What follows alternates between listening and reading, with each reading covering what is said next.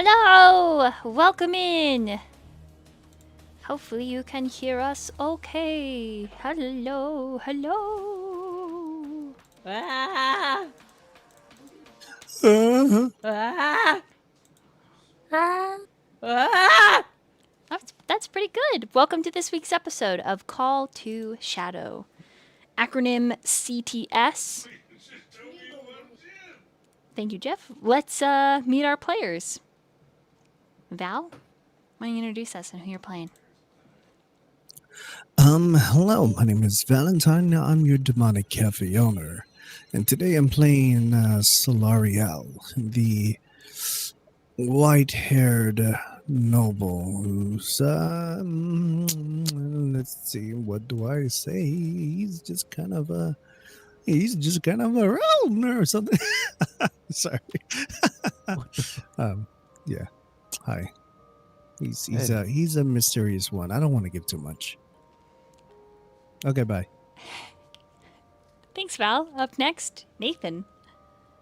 Okay. Hi. My name is Nathan V. I'm speaking into the MIC. We chilling out here playing some D&D. I play a character named Vesper, a silly little tiefling that likes to tell jokes and kill people on the side. So, yeah, it's a cool little guy. Just a cool little guy. Knock, knock. All right, Diz. There's chips in my. Hello. Oh wait, I need to turn this up. Hello, my name is Diz. I am Diz most of the time. When I'm not, I am playing Chips, and Chips is just a little guy, little warforged little guy, who is searching for his soul and wants to hug the world and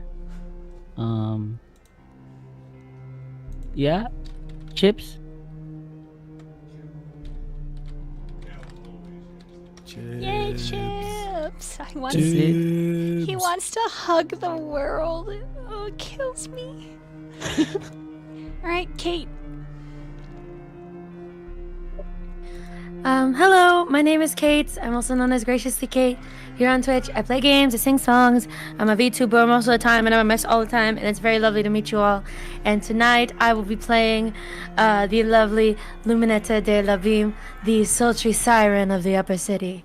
And she's just out here living her life, trying to enjoy the air and live, laugh, love. I don't know. I'm not good at intros. Okay, that's it.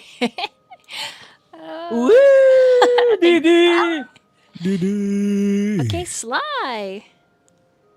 Hello, my name is Striker Slayer, an Galactic Spice Trading Fox, and I trade spices for information. The rest, well, that's just classified. And I am playing Sidriel, a man who bears the weight of shattered stars within his very soul. And I can't wait to meet the rest of the party today. Yeah. All right. Season 2! No, okay, sorry. Hazard. What? I'm here. Yeah, Where am I? Where am I? Oh, you. I don't see me. Yep, because you haven't been introduced yet. Oh, well, okay. Hi, I'm the Mad Hazard, and it's a pleasure to be back. So excited tonight, and I'm glad that everybody has come out to watch and support. And don't forget to leave a follow for all of these wonderful people on Twitter. It is pinned there in the chat. And again, thank you all for coming. I will be playing in my Is that? Yep, there he is. That's me. I am going to be playing Torrent, the Simic hybrid. I am going to be the personal bodyguard to Master Solariel, and I look forward to seeing where the adventure takes us. Dungeons and Dragons! Dungeons. And dragons. And as I'm adjusting these foogies, hi, I am your dungeon mistress, You can call me Dolly or just Dungeon Mistress. Whichever you prefer. Sometimes I'm wacky, sometimes I'll fucking make you cry. I don't know. But whatever, it's a good time. Yeah. Uh-oh. Hey, Kopik, could you share the music in our Discord so we can hear it? Oh, If you have any? yeah, I do. I've been listening to music this whole time. That's cool. Wow, that's awesome. That's awesome. Sorry. That's awesome. Wow, that's awesome. Wow, that's awesome. I'm a little off my game. All right, everybody can have an inspiration for this session. That's awesome.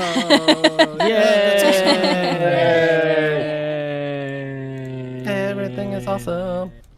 Everything is cool when you're part of the Everything team. is awesome. When you play D&D. Oh. Oh, that was good. Oh, shit. I'm so sorry. I fucked up. Okay, I think everybody looks decent. What do you think, chat? You think we look okay? I think Lord Solari is a little big, but you know, that's what the women say anyway. Oh, he is. Naturally. As his bodyguard, I've seen it. I thought you were gonna say I've sucked on it. I was like, oh, what the fuck? Stop guarding it so profusely. You don't have to guard it with your mouth. But I do.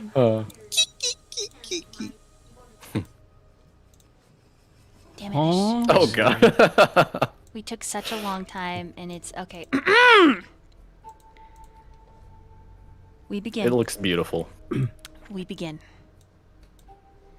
In the city of Scylla. Torrent. I need you to make a perception, please. All right, perception. 11.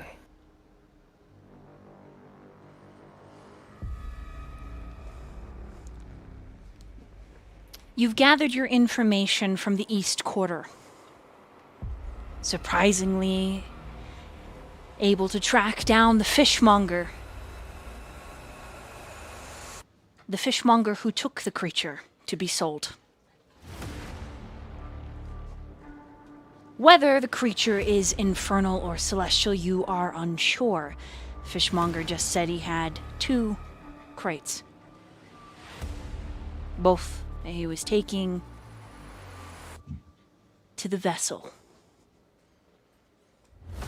The theater on Bardic Lane, where the gala was to be held.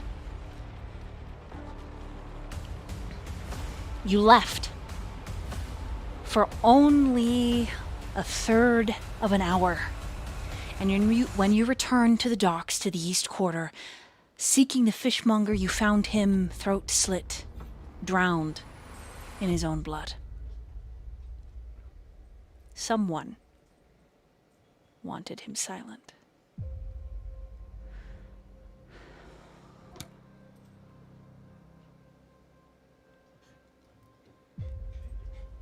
Examining the scene, being careful not to touch anything or make your presence known, you find this strange powder on his wound.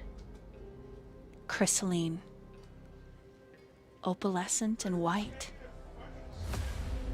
Would you like to try to collect it for further investigation later?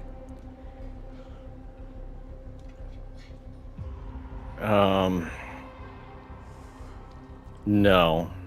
I think he would not want to touch the scene. He got the information he came for. It's unfortunate, because you had one last query for the fishmonger. Regardless, you'll take what you can, and you head back silently, stealthily, to Lord Solariel's keep. Go ahead and roll stealth for me, Torrent. Right. Oh Boy. You know what? I think I'm gonna start off with using that inspiration. Let's get things going on a good good note. There we go. 22.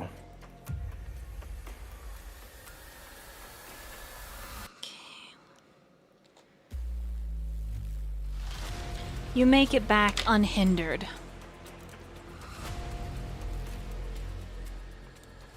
But as always, you bear witness to the cruelty and callousness of man. The daily in the upper city is a graphic reminder of why you work so closely with Solariel. Beyond your friendship,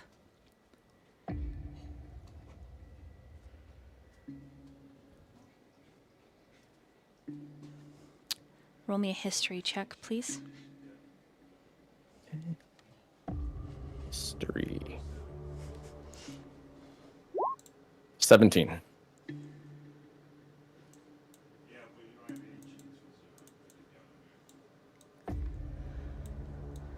Okay.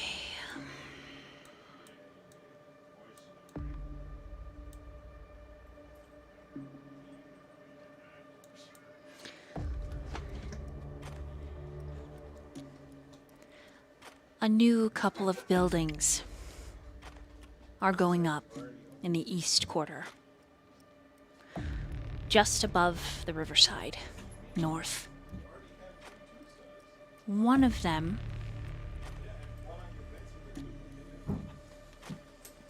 has a banner. A giant squid on a field of green. It makes your stomach clench. That banner is something you've seen every trip to Marrow Point, to the watch house, the training. With your role, this is another recruiter's office. More young men and young women, hopeful to join the Kazahiram in keeping the shadow at bay, at being heroes, protectors, only to be fed some twisted perversion of heroism.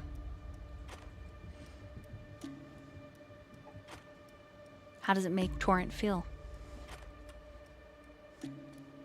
I think he'd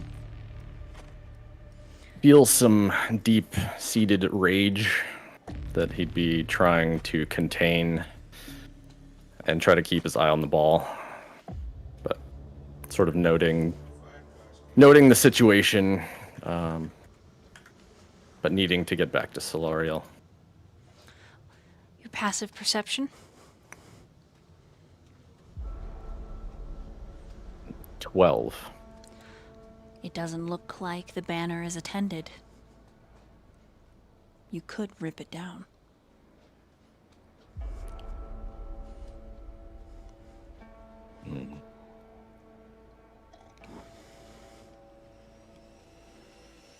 Do I see anybody else around just in the public view? Right now, I assume I'm pretty hidden. Roll for Yes. me just a investigation. Okay.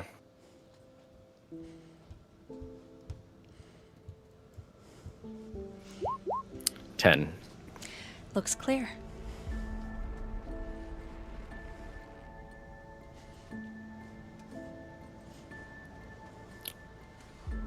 Let me see. Yeah, I think he might do that.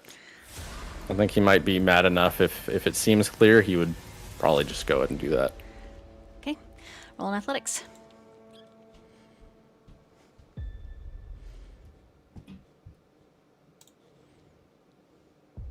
Oh, so mad. Just a natural 20. Okay. Plus You 2. You bring the entire post down with a satisfying snap and crack. And as it lays sprawled under your feet like a fallen soldier, you hear a chuckle. And you realize you've been seen. Wonder what that sign did to ya? Excuse me? The woman stands just above 5 foot. Her skin is a very deep midnight color. Her ears very slightly pointed. One eye a striking blue on a black sclera. And the other red.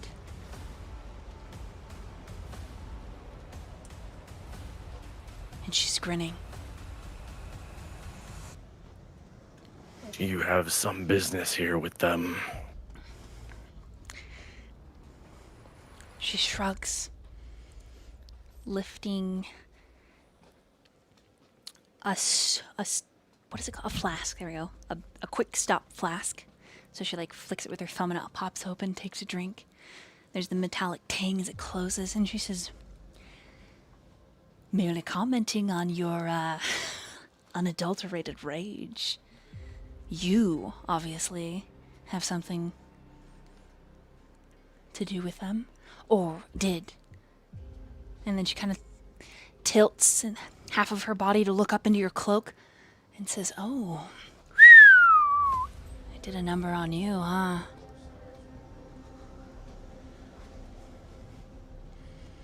I think he'd start sort of moving towards her and trying to make himself look bigger and more intimidating.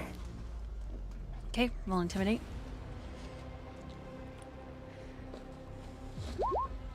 Uh, 14. Okay. Her grin widens as you approach. Unintimidated.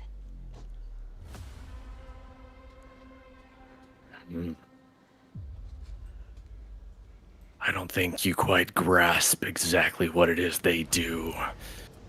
And if you did, you'd understand why I've torn this down. Well, why don't you set the whole thing on fire then? And she holds up a clear bottle that looks like it has some kind of animal fat inside. Put them behind schedule at least. I mean, the downside is you could light the whole Easter quarter on fire, but then really are we losing anything other than a few wet behind the ear noble families? Huh? Not a bad idea, right?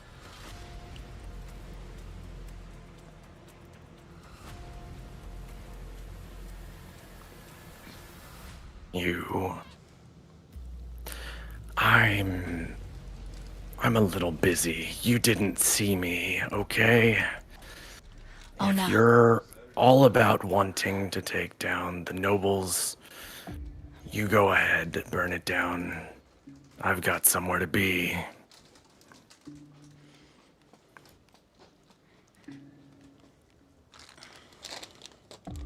I knew it. You're one of them rebels, aren't you? I knew it. Pegged you as one as soon as you ripped this down. Did I say that I was going to do anything about it? I just don't want anything to do with you. I have no business here. Oh, you didn't have to say it. Handsome.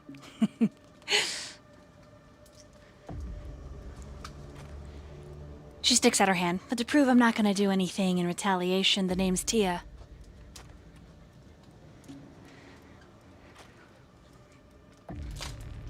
He takes her hand and squeezes it a little more tightly than would generally be comfortable. How do I know you can keep your word? You can.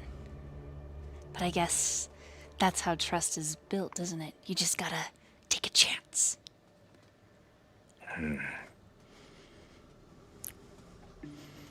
I guess you might be right at times. But I do try not to make a habit of letting poor decisions be made under less than cool heads, but sometimes that gets the better of me. Oh, by all means, let the rage free. It's useful, you know? And finally, she lets go of your hand. You should let it guide you sometimes. Let it flow. Sometimes Yeah, was it? being angry is exactly what you need to make the right choice, wouldn't you say? Otherwise, wouldn't be a rebel, would you? And she winks. As I said before, I'm no rebel. But I'm beginning to wonder if you yourself may be allied with them. Why else would you be carrying around a animal fat? Or something to that degree? Yeah. What did you have planned? Oh, this little thing just makes igniting fires real quick. I found it. Didn't have plans to use it till I saw you. Really? You just found it lying around. I find that hard to believe. Can I insight check? You can.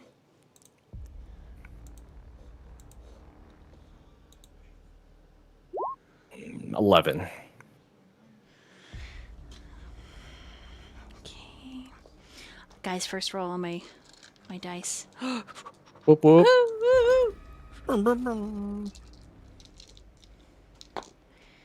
You got an 11? Yes. Okay. She got a 20 on her deception. Oof. Yeah, there's a butcher's not too far from here. Bottles this stuff up right, he does. Only costs you a Really? copper if you're nice. Cost you a copper, huh? So, Hey, I you didn't... found it for a copper. Yeah, exactly. Found it. Bought it. Same difference. What'd you say your name was again? I didn't. I didn't. Huh. That's a fun name.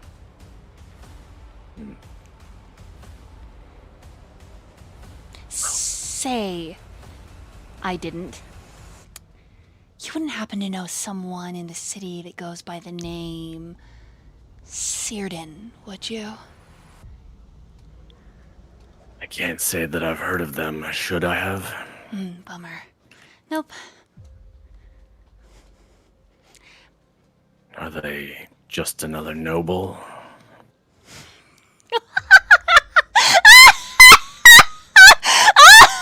Sorry. Oh, a drunk bitch as a noble. Oh, God. Though I'm sure he makes plenty of women's legs shake. No. Definitely not. Here, since you made me laugh so hard, I'll let you have this. And she hands you the jar. Just in case you need to start any fires, all right? I didn't.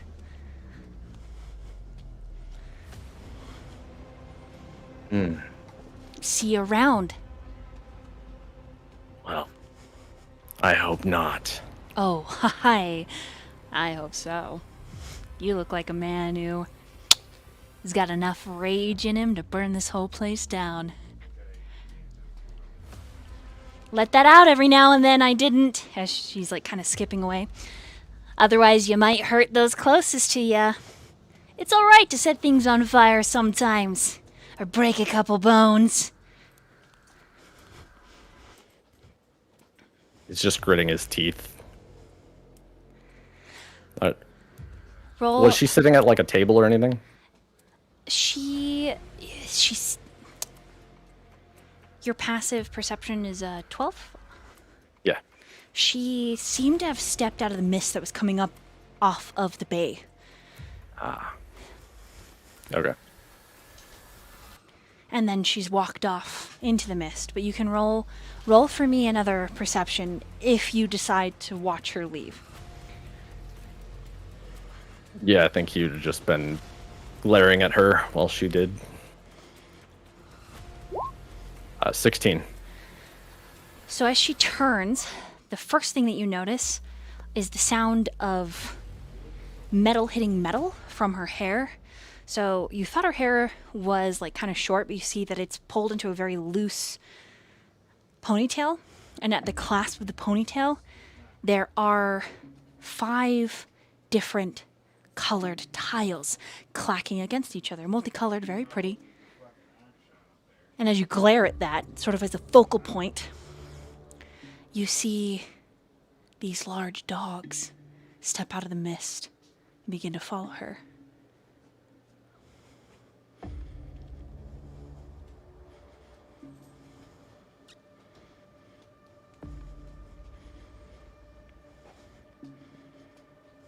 Is there anything that is like notable about the dogs, or are they just large dogs?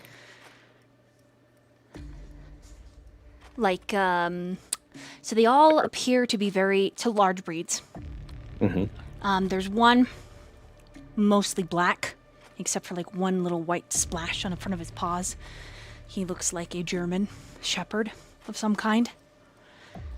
There's one that's this roan color, like a reddish hue, big mastiff boy, short, very short hair, very built. There's a large bulldog-looking one. There's an incredibly just massive hair, almost looks like a mop. And they've got twigs and sticks and just matted hair.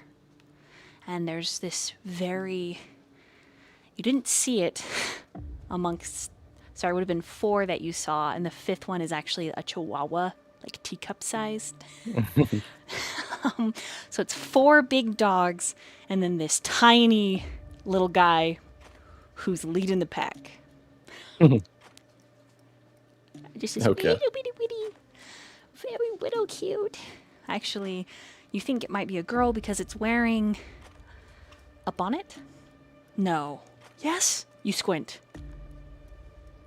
You don't know for sure. You have to rub your eyes, and you're like, what the fuck did I just see? Okay, then. Yeah. And of course, there's one, if I didn't describe it, there's one that kind of looks Cane Corso-ish. So. And they're all Okay. like darker colored pups. But there is one that stops to look at you, and it's not the Chihuahua. You don't even know if it was real. You're like, there's no way. But the German Shepherd with the little white paw has these brilliant blue eyes. And it looks at you. And then it moves on, following Tia.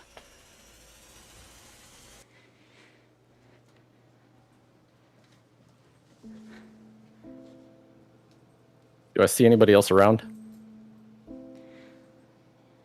You don't. It looks like whatever work was done was completed for the day. Or maybe they're on a lunch break. More than likely a lunch break, considering the timeline of last episode in this.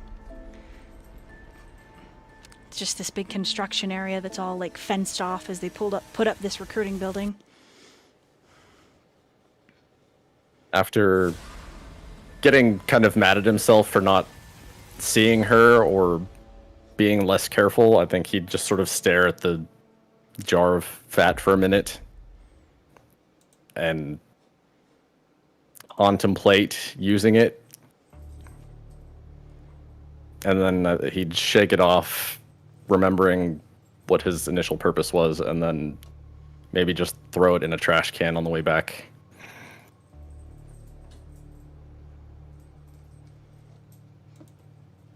Okay.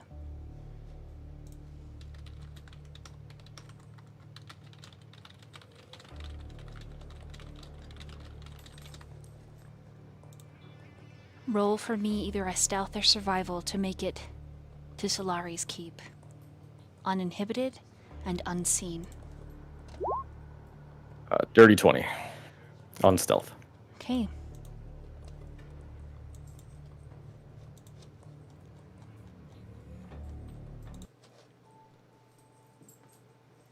You make it to the keep sometime in the late afternoon. Solari. Your wounds and Callan's. Callian? Oh my goodness. Callian, right? That's his name? Callian? Elian. Callian's wounds have been seen to.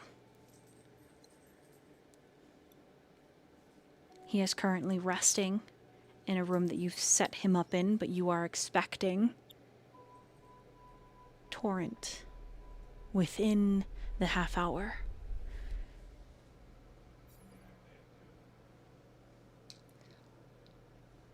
What would Lord Solariel do? Where would he go to wait for Torrent? I believe he'd be in his study, with a glass of wine. Okay. You have just finished taking a sip, your very first sip of the decadent 1,000-year-old grapes from the ancient kingdom of Abukar. The Goliaths always did have a way with their vineyards.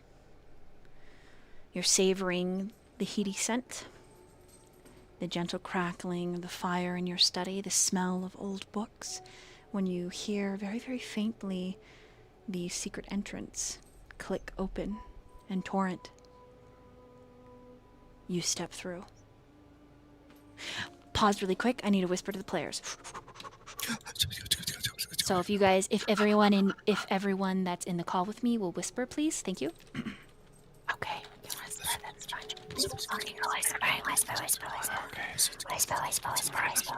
I'm whispering. I'm whispering. I'm whispering. I'm whispering.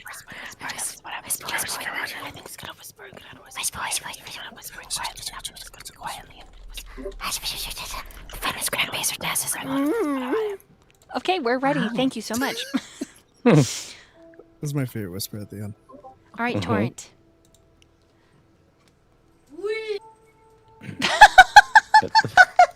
Sorry. I'm so sorry. I was trying to keep it serious from the Nathan moan, and then the kid in the back, I just... Okay, you take it away. It's your scene. Torrent, you come in. Okay, I've come in. I see him. Torrent, my boy. How are things? Did you get the tea? Yes. I have managed to get the cypress tea that you wanted. Cyprus. Good. Yes. I will be sure to have a cup prepared for you later this evening before the gala. Good. Well, interesting. Turns out I was, walking by a hawthorn bush and I must have dropped my brooch. Unfortunately.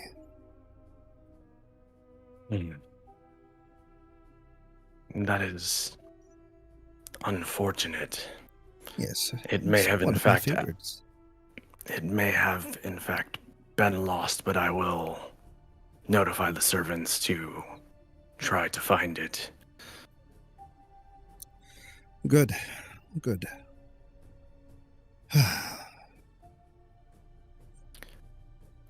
I also may have found a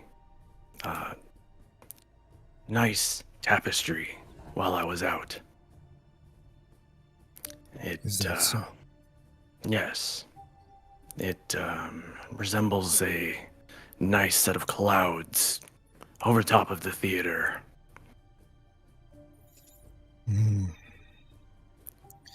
Well, looks like we have such a Such a eventful weather coming. Indeed. Is there anything else? Yes, I had heard from one of the servants as well that they have obtained some meat. It is in the kitchen at the moment, but unfortunately, the cutlery may not be quite sharp enough. I do think it is quite tough. Hmm. Ah. Well. If I you would really have to. like, I'm sorry, please go ahead. I was just gonna say, if the sharpened cutlery is not enough, then we're gonna really have to bite into this, wouldn't we? That may be the case, but I have heard rumor that there's going to be a nice set, actually. Maybe very antique. It is going to be sold at an auction soon, and I have considered obtaining it for us if you would like. It's supposed to be very sharp, and I've also heard that there's rumor it could be blessed or even cursed, but that may just be them trying to bring in buyers. Well, make sure you bring your pens then. We might have to sign for ourselves. Would we not? Very well. I'll be sure to bring an extra one just so you don't run out of ink. Good.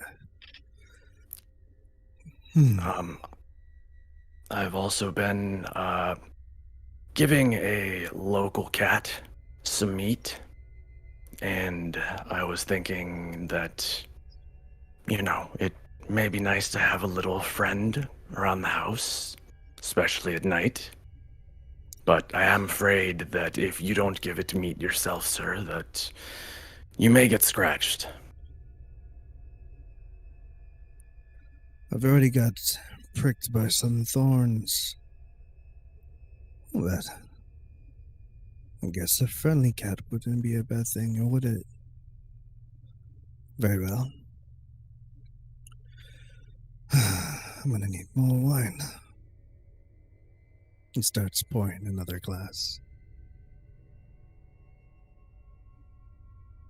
I do have one other thing I had noticed while I was at the shop today and just sort of browsing to make a list for the servants. As I was passing the fish market, I had noticed that there was a good crop of fish in. Would you like any of that to be further obtained for the house? Perhaps. Perhaps. I'll Okay. leave that to you.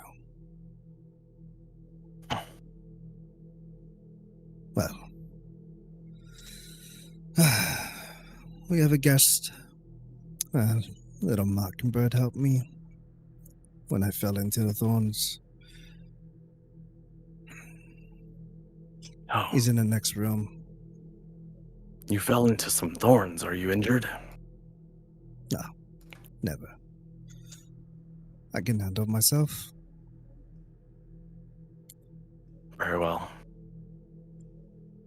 And was this mockingbird that you had seen, was it faring well in the weather?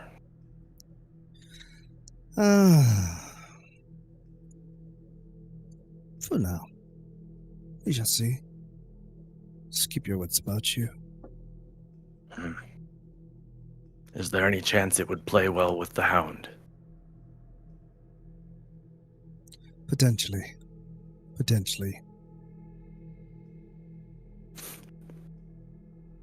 That's good to know. I do like when the pets play well. Right. Anyways, seems like you're quite busy today, weren't you? Indeed.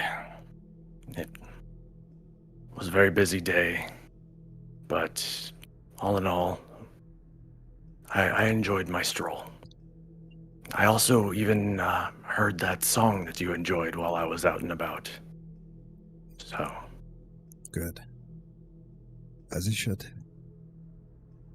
Now, is there anything else that I should know?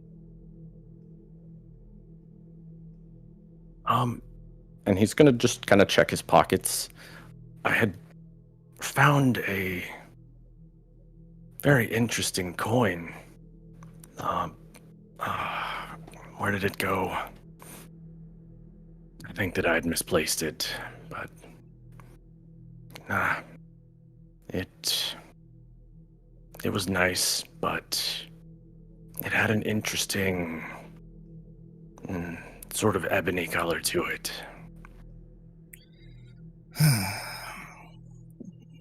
Well, you know what they say. Should keep those close to you. I will try to do better next time. Good. Well, if that is all, you have your leave. Seems we have a gala to prepare for. Indeed. And please let me know if there's anything else that I could do to help you prepare tonight.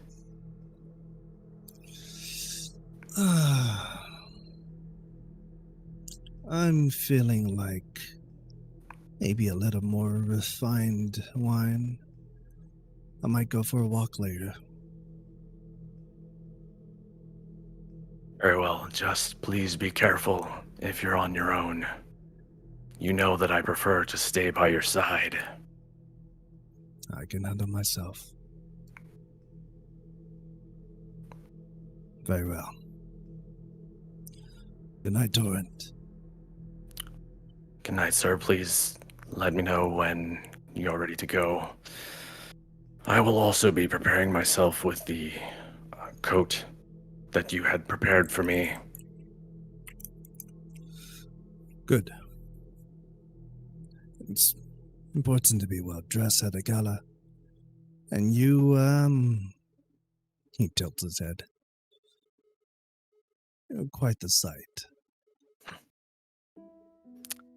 I understand. And he's gonna just start heading for the door. Kopika sent you a message. Okay.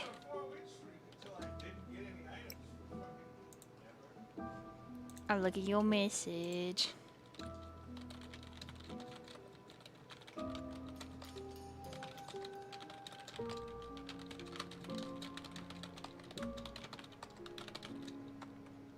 Okay, I whispered.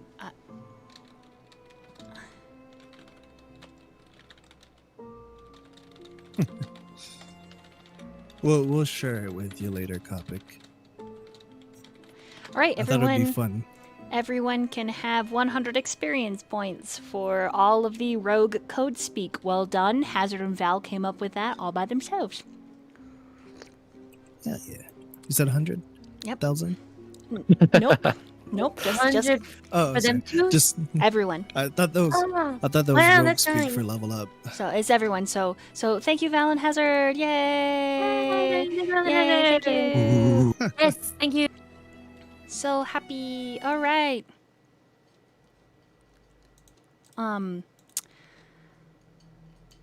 Sweeping across the city.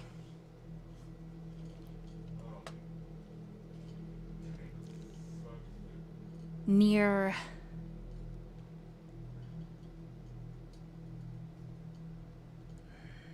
Mist Town and the Bogmire.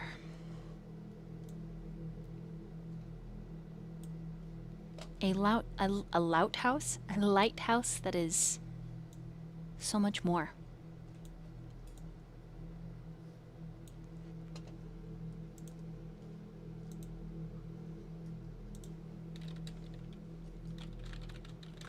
Vesper and Citriel.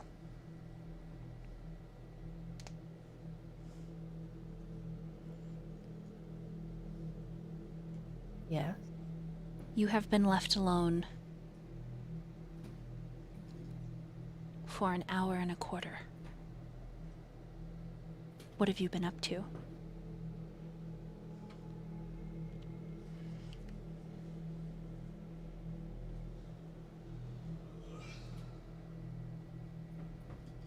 What time of day is it? It is later afternoon.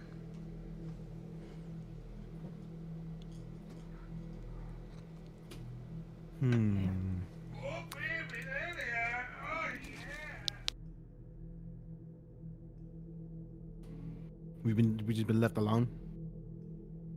Círdan said don't go anywhere or he'll find you. And I'll be back. So you could try to make it into East River or Miss Town itself and get gone.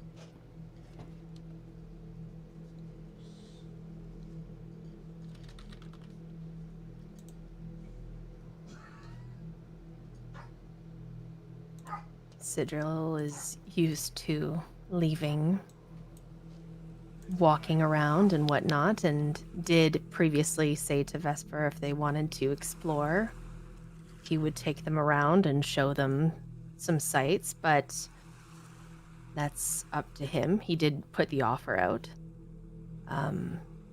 But Sidriel is still thinking of that strange book.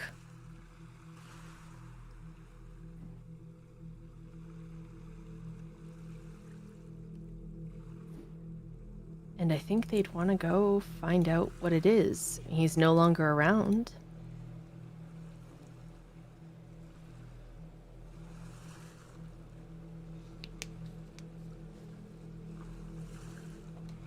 Would Vesper take Sidriel up on the show you around? Or would Vesper try it alone? He would find a place to, because he's been in the prison for a long time. He's just gonna find a place to, just like a couch or something, to just kick his feet up and just rest. Okay, At this point, roll an investigation. And then I'll slide over to Sidriel. all right.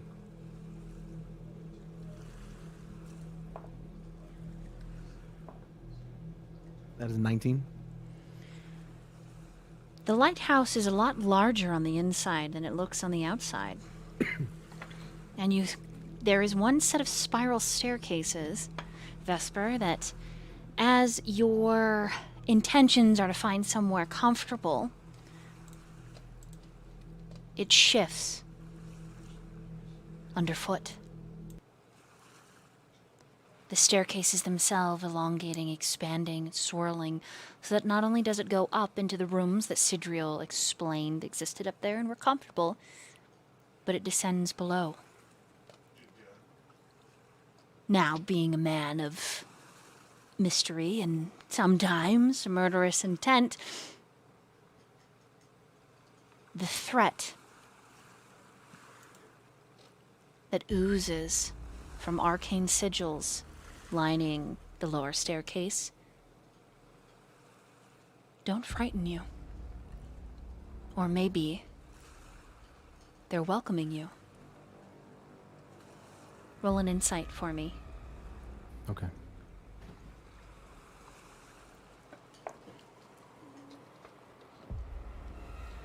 Uh, 18. Very good. The home is absolutely magical, and you think it can sense your intentions. You've heard of blades, shields, weapons that can speak to its wielder, that can read minds, that are in fact intelligent, but a home that's intelligent. It's possible. kind of exciting. Would you like to descend the stairs? He most definitely would love to descend the stairs.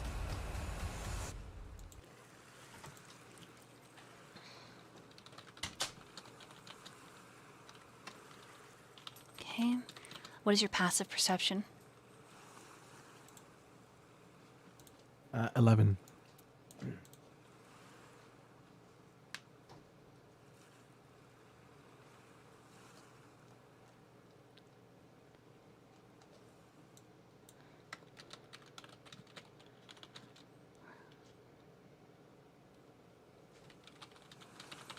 Okay. It opens up into a library that is a tomb. And I say tomb because this looks like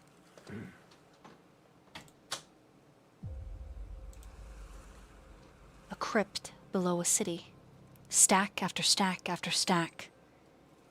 Bookcase, 12, 18, 20 feet high ladders that span a domed ceiling. You do not think that you're in the lighthouse anymore as you slowly step over the blue stones that mark the floor. There is a gentle smell that touches your nose and fills your senses. A flowery perfume that you can't quite place, but pleasant. You pass this nook and a fire ignites. And you see the chairs and the chase lounge all move. A blanket pulling itself across the chase lounge, a wide, fluffy pillow, as if beckoning you to rest.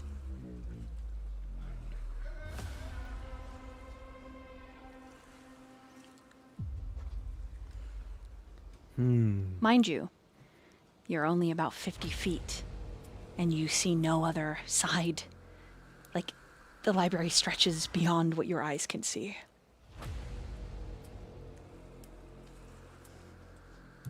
He will. Yeah, fuck it. He'll go in there. He's gonna approach and take it with a smile. Okay, as you press your bottom to the chase lounge, you hear this cart slide forward. The jingle of glasses, of bottles stopped at the top with intricate little stoppers, different wines and cakes. They all reveal themselves to you on this little cart, pouring several different glasses, just enough for you to smell and taste. As if unseen servants do your bidding. You feel the shoelaces of your shoes begin to untie, and tiny, gentle, yet strong hands begin to massage your calf muscles, your feet, if you let them. I don't. I start tying my shoes back. Okay. The moment you express any discomfort, the feeling evaporates.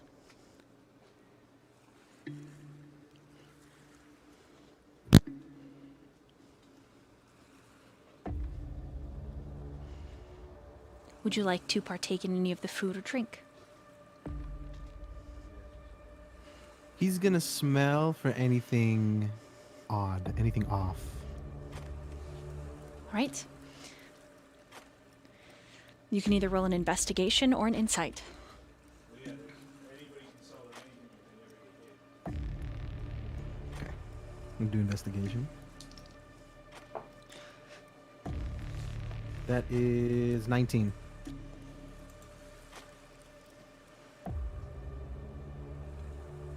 Feels safe enough. You dip your pinky into one of the wine glasses, rub it on the top of your hand, and then just a tiny dab on your lip. After several minutes, there's no irritation or reaction. Should be safe. And the cakes look thick, heavy, incredibly sweet, decadent even. You don't recognize the deep brown in the center of the cake holding the two yellow slices together. But it has a mouth-watering scent. He indulges. Oh, it is a vanilla chocolate swirl with fudge butter frosting, fresh blueberry sprinkled atop. It is an explosion of flavor. You get 1-2 bites in and you need to take a break.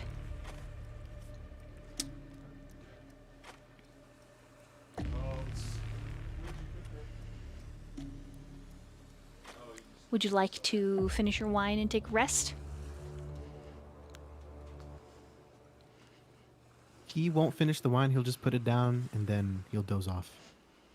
Okay. Make a Constitution saving throw. Here we go.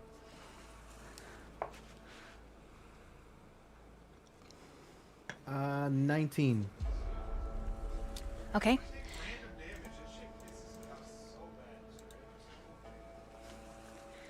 For resting in the wizard's chambers, you gain a +1 to all resistances when you awaken. Every saving throw is at a +1. It is the best sleep of your life.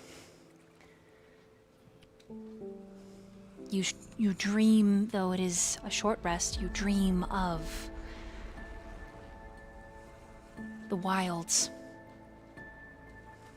You yourself are soaring and banking over the world that has a blue sky. A blue sky? The world's never had a blue sky. And the water reflects like a herald of azul color.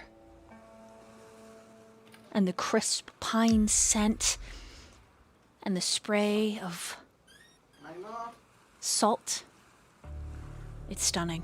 What an amazing dream. It makes you wonder if the wizard always sleeps this good. Maybe this isn't such a bad place. Or maybe it's just meant to look that way, to keep you in prison. Just because the cage is gilded doesn't mean it still isn't a cage. The choice is yours, Vesper.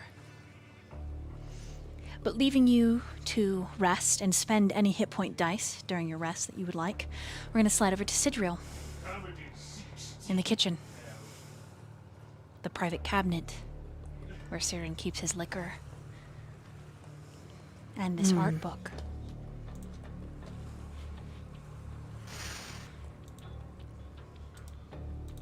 Roll an investigation to find it once more. Since you found it once before, the DC is lower. Okay. That's a 21.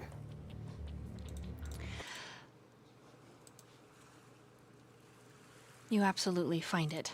You are... Excellent roll. Excellent, excellent roll. Thank you.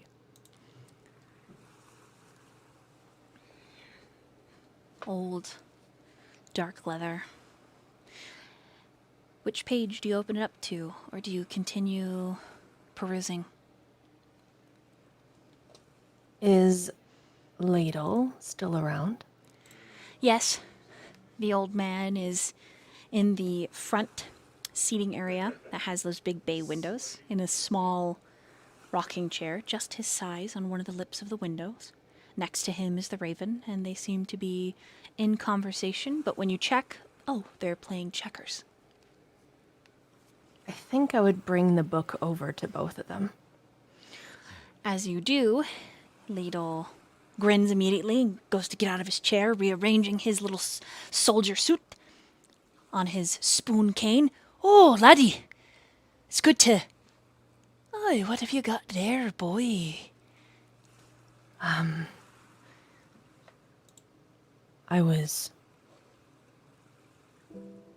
I happened upon this, and I just wondered if perhaps you knew anything about the people, the stories here. It's filled with memories, and I had a look through, and please don't be angry. Oh, not There's so much. angry at you, laddie, not at all. It is it's a tomb in its own way, I'd say.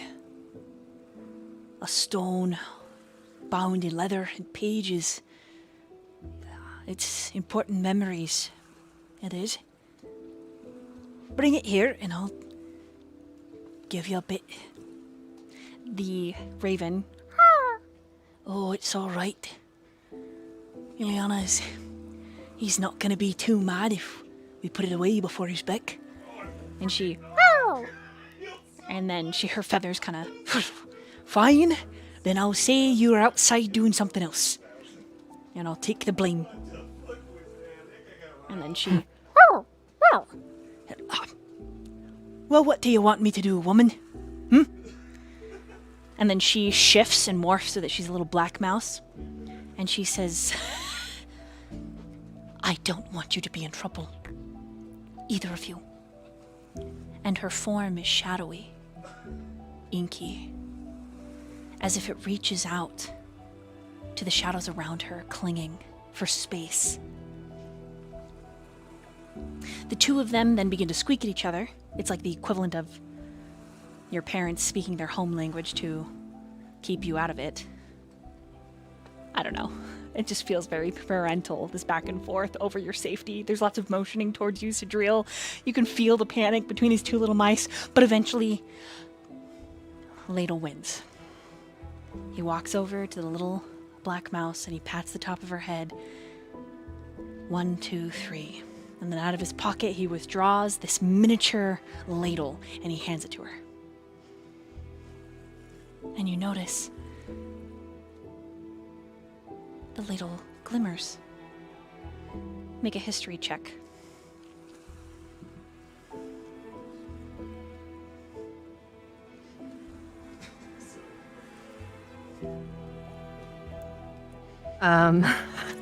That is 21 again. 21! It looks like a sliver of starlight. It's familiar.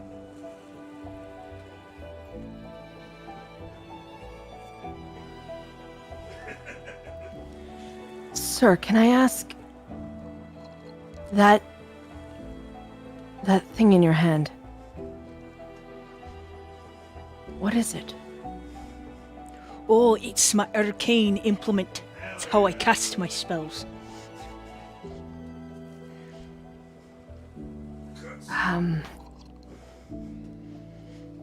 Where did you get it? His little beady eyes water slightly. My very best friend gave it to me. Broke off a piece, they did. In an oath. It was a long time ago. And I've just bet Tiliana we're not gonna get in trouble. My ability to cast, we're not gonna get in trouble, alright? Now let's take a look at this book, boy. Come on now. Bring me to the pages. And Sidriel will move the book over and open to the page that they left off on, and then turn to the next page. I looked earlier and saw. There's so much here. Aye, lifetimes. Many lifetimes. This is a sketch journal that used to belong to a young man. Someone Círdan wanted to be his apprentice. You see, when you're... the way he's described it to me... Is that the word, describe? Ileana... Oh, described. That's the word. Right. So the way he described it was... Sometimes wizards, they reach a point... where they start to know lots of things, and there's not a lot that they feel is new until they meet someone who sort of makes them feel like they need a legacy. If you ask me, the old goot was looking for someone to be kind of like a surrogate son, but don't say anything to him. No, I think this young man was real important to Master Círdan. A wee lad with a gift for art of all kinds. Hold on, the dog's barking again.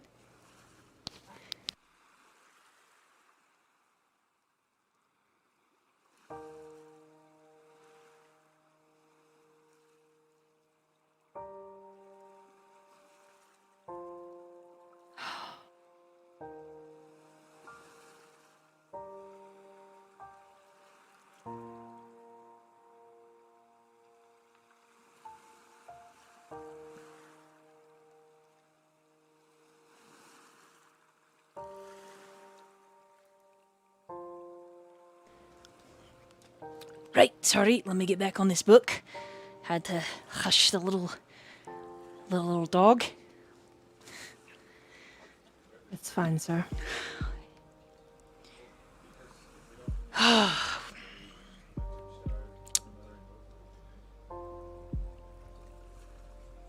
Sidriel's hands are still just kind of like gently brushing over the brush strokes on the page. This jolly-looking fella right here, his name was Theonidas, but his friends called him Theo. He was a really sweet man, honourable, very clear in the head. Not a single bolt loose up there. In fact, I think he had a plenty to share with everyone else around him. A leader of sorts. Gone. He seems very noble. Aye, he was. Very. He was.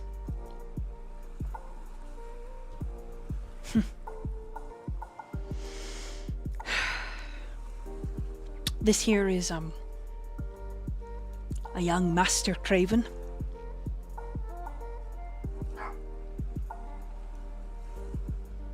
What was he like? I have to go in, so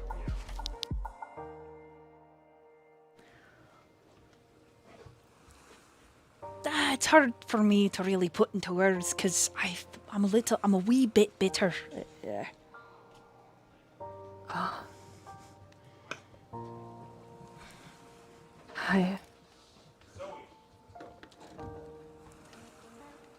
It's hard when someone... Can I ask why you feel bitter? It's a feeling I'm very familiar with, and I just...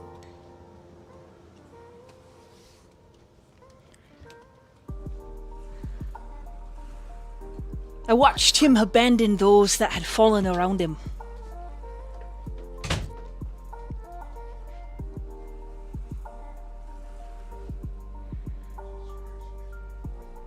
And Sidriel hears that. You can see the tears welling up in his eyes. His jaw kind of clenches in a feeling of familiarity.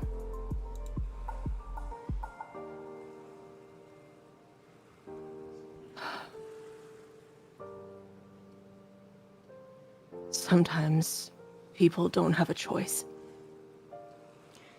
Sometimes we make mistakes. Aye, it's true. It's true. There's...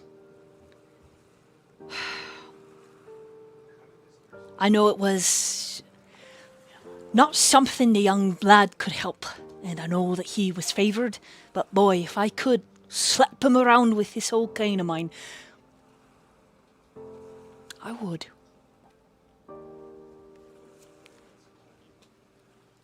Hopefully in time you will forgive him.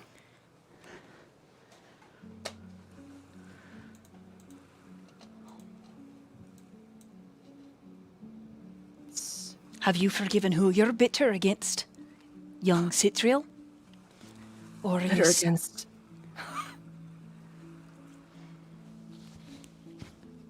Sir, I'm bitter against myself. Well, there's your answer. It's different. How is it any different? Because I'm sure he feels just as bad as I do. Oh, so it's different because you think that you're a piece of filth, which you're not, boy. Give me your hand. Hold it out. Sidriel. His hand is shaking, but he holds it out. Palm up, there you go. So he directs you to put it palm up, and he climbs in, and he says, okay, crush me. What? You heard me. Crush me. No. And he points at you with his cane.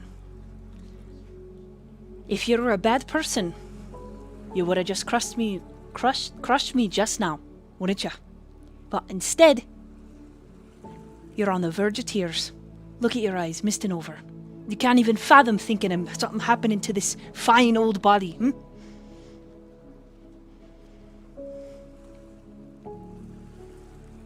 I'm just trying to be a better person now than I was.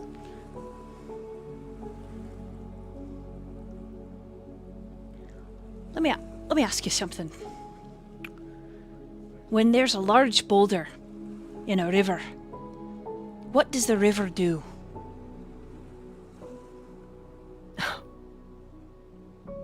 Splashes up against the boulder until the boulder just changes. Dissipates, disappears until it's nothing but sand on the bottom of the river. It eats away at it until it is nothing. So let's look at it this way, Sidril. And the mouse casts prestidigitation, miniature style, and he draws a river. And in the river there's a massive boulder. And he shows the river splashing up in glittering blue. And he says, how long do you think it would take to wither that away? Long time, right? Now the thing about water is it's always flowing. It's always going. There's nothing that usually stops it unless it's a man-made reservoir, right? Now watch this. And he waves his little fingers on one hand, because the other hand he's leaning heavily on his cane. And you see the water begin to cut a path on both sides of the boulder. And then two rivers begin to form.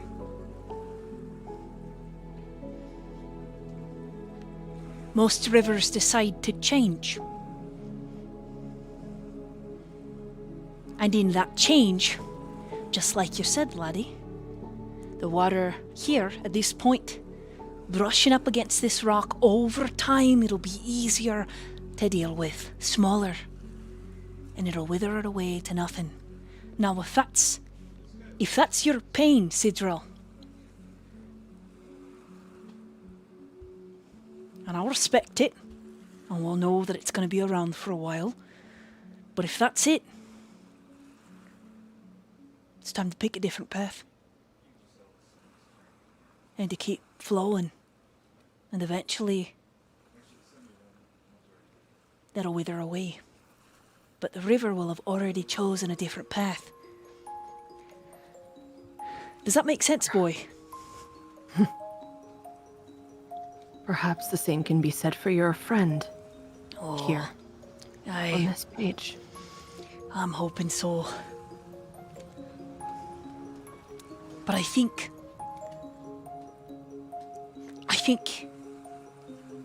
you're a part of that. I think the individuals he's looking at now are parts of that. I'm not entirely sure. I have to kind of guess, sneak around and look at his notes, but I'm thinking the folks that he's starting to talk to, I think that they're him choosing a different path. It's curious though. There was a flash of light in the sky a couple of years back. and it changed. I mean, not to make it about Master Syrian, I just haven't really had anyone to talk about other than with Ileana about his problems. So, Yeah. we found him in a ditch. Pissed himself he had. Just covered in shit. Who knows how long he'd been wandering around. I know he used to go out into the mire all the time and just fight whatever. Most of the time leave us here locked up. He would lock us in this place. With an arcane fucking word. High enough level that I couldn't do it, but I've been teaching myself how to be a wizard. I can read. That's neither here nor there. So Ileana and I found him. Finally get him awake, feed him a potion, get him to breathe. And there's his flesh. And we look up. And it's like a streak of sunlight. Just pure as day. Beautiful and... well, frankly, it made me real sad to look at too. It was like, as you know, the sky is always cloudy. And to see it cut through the clouds was just... it was like a piece of heaven was crying. But it was beautiful. Anyways, something changed in Cyrdan. He stopped drinking as much. Stopped going out as much. Actually went down into his library. Which, that hasn't happened in a long time. You say you saw the heavens cry? You'll have to ask Ileana about it a little bit more. She's the one who taught me to read. Bright can spell my name, can I? But I would say the heavens cried. Something fierce. As weird as it sounds. Sorry, lad. Don't mean to be going too No, soft. it's not weird. It's not. Oh, don't cry. Oh, he takes the corner of his shirt. Oh, hold on. And he scurries up your arm. And he actually ties the piece of his shirt to your hair that's very thick. And he uses that to wipe your eyes. Your own hair. Because it's thicker than his shirt. No tears.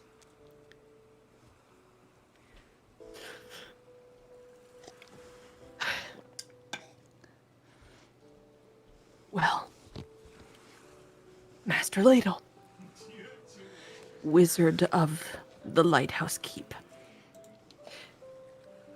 Tell me more about this book.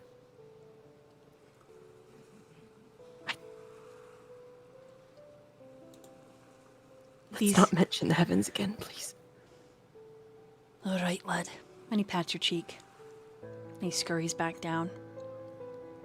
And he tells you that these are Cyrdan's friends. His family. And there's one picture that he stops on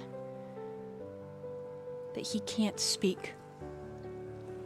It's a mischievous man with kind of this odd sway.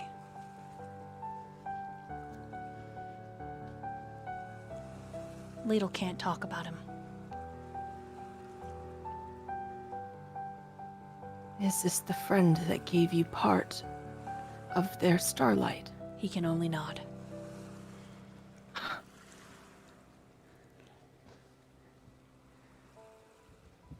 They look like quite the character. I'm sorry.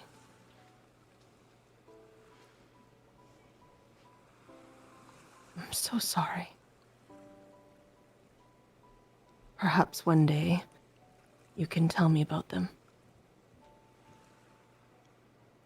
He puts out his tiny pinky.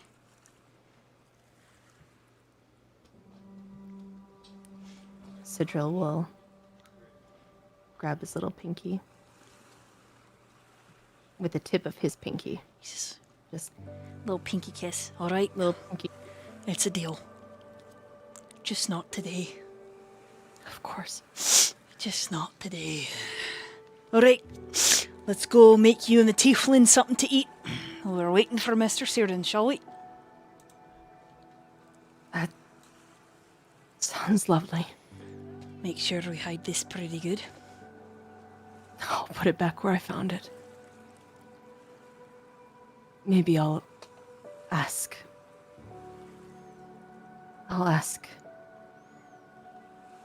I'll ask him about it later. Maybe. Ladle nods. And thank you, Eliana, for your presence. It's nice to talk. She's back in her raven form, and her little talons clip, clip, clip on her bird mount, which is just this hanging rod that she can kind of swing on, and she.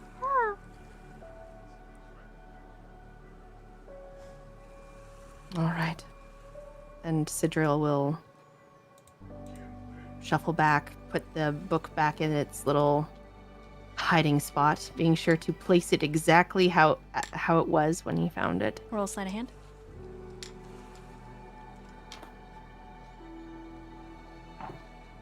That's 19. You think you did pretty decent. And he'll shut it, and I guess he'll go to try to find the other mysterious guest, Vesper, that was wandering.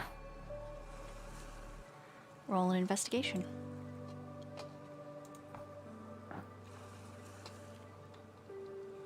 Uh, 16?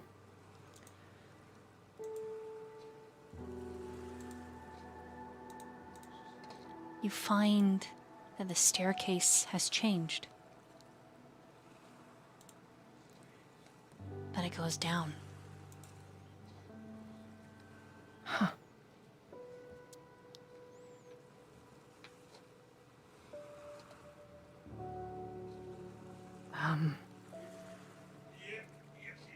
He'll call down the stairs, but not very loudly, kind of hesitantly. There's no answer.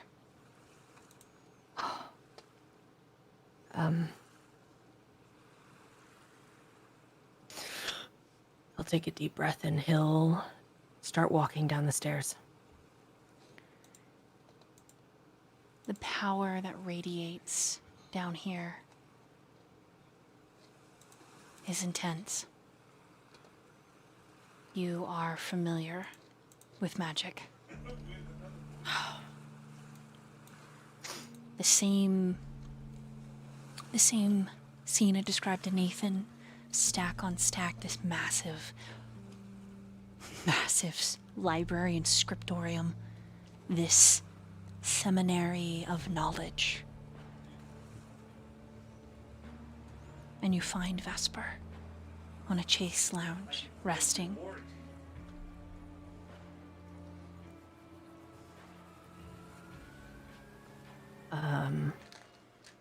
A little bit concerned, Sidriel will pick up his pace and walk over to the lounge, reaching forward. Vesper? Vesper? I'm good, right? You wake up. Okay. Yes, what? Get close to your mic, Nathan. Oh my goodness. I was having the most wonderful rest. For a second, I thought, how did you get in here? I was exploring and saw the stairs do magic shit and decided to go downstairs. I was a little curious, and as I ventured down here, I saw a place worthy of rest, so I took it. And there were some ghosts that served me There tea, were- wine, and cake. There were ghosts? What? Something like that. I couldn't see them. Did you leave Ladle upstairs? If he was not following me, like, I would have put the book away, and if he was with me, then, like, I'm not sure. Okay, make I didn't make tell a him to come. percentile roll. We'll see if he went with you or not.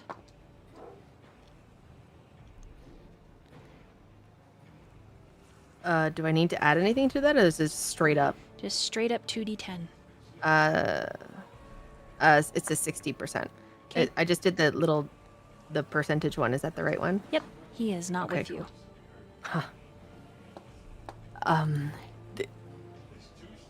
Sidril will kind of look around, like, turn behind and be like, hello?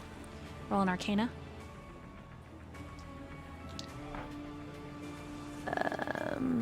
19?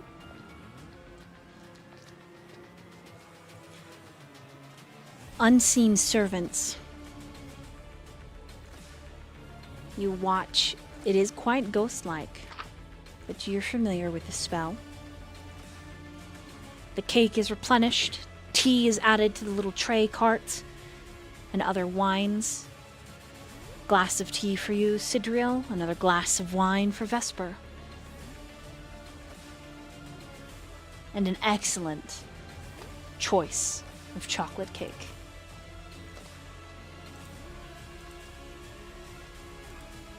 Okay. You live like this every day. No. I mean, in most cases, it's either our captor or Sir Ladle who prepares something for us. Well, it's quite nice. Care to join me for some cake? Absolutely. And he's going to take some cake and also some tea. Sidriel will do the same. It is decadent. Phew. It's a different chocolate cake than the one you ate before you slept. This one is a chocolate cake with a chocolate drizzle and fresh strawberries. Divine. Sugary. The perfect combination with the Chardonnay and the chamomile and jasmine tea. There is an eagerness about these servants. Both of you roll an insight.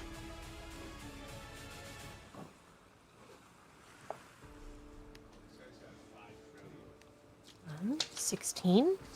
18. You don't think they've served someone in a very long time. I think. Sidril will kind of slightly bow. Thank you.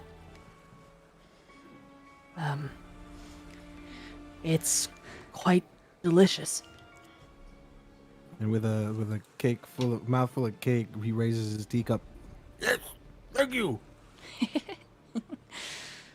You feel a rush of wind that at first just translates as pressure on your skin, and then it shifts as it touches, starting at your calves, up your knees, your belly, your chest, your neck, to your ears, and at your ears, it's delighted giggles. They sound like they belong to small people, not children, but people.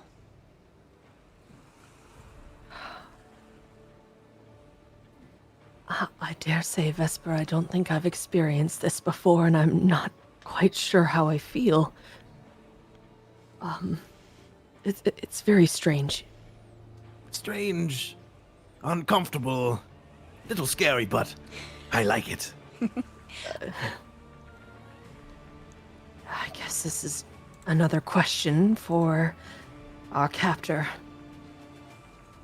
I suppose so. You know, I was looking around trying to find places to escape, but I think I like it here.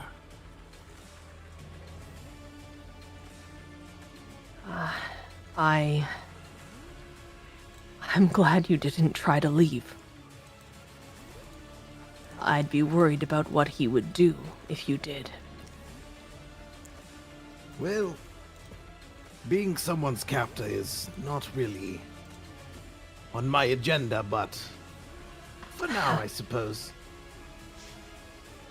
Feel like this is better than the prison you were in. I think you did tell me that.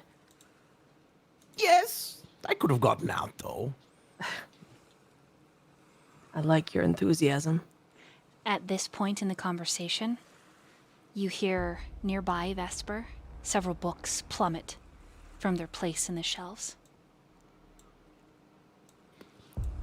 He will stand up with his hand on the hilt of his weapon, looking around. Roll an investigation.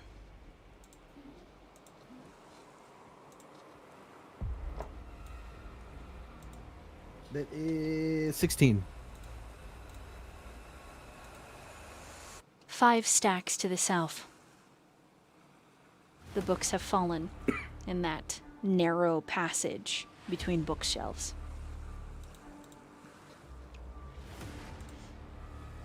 Would you like to go check it out? I'm going to ask Sidriel.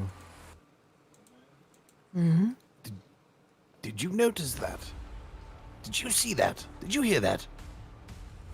You did with your passive perception. Yes. Yes. Is that normal? Like I said, I've not been here before. I don't know. I truly don't know. Oh, all right. And he's going to start approaching it. Okay. Vesper, be careful, please. No, I'll be fine. With Sidriel's cup of tea, he's gonna follow Vesper just to make sure nothing happens. Okay. We're going to pause there as the two of you are approaching the stacks. And we're going to slide to Luminetta. She went to the bathroom. Oh no. JK, I'm here. I'm here. I haven't left yet. So Oh. this is convenient. Sorry. I haven't left. I go pee pee. Oh no, sorry. It's sorry. okay. It's okay. I'm here. I'm here. I can stay. Hold on. Give me a second. Okay, we're Gucci. Lord Belial Mhm. has requested your attendance. And he is holding his hand out for yours. A customary kiss.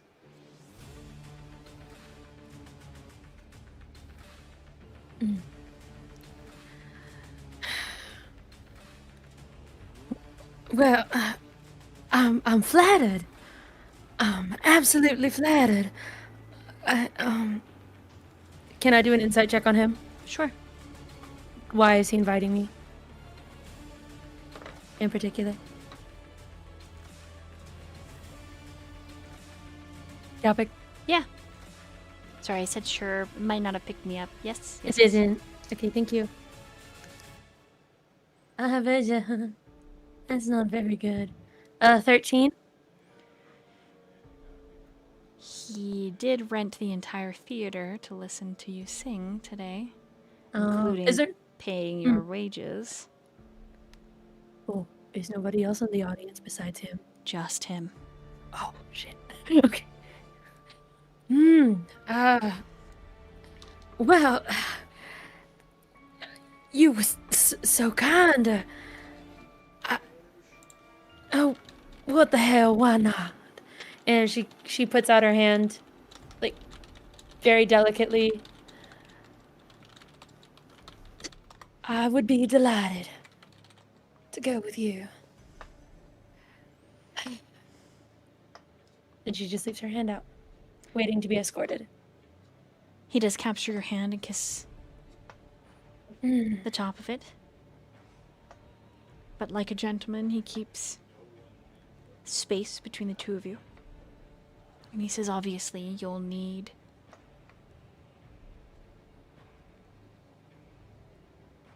time to fancy up And then he adds, it just so happens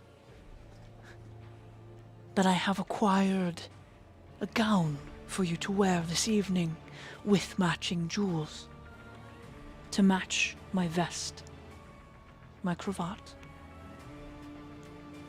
and my own rings.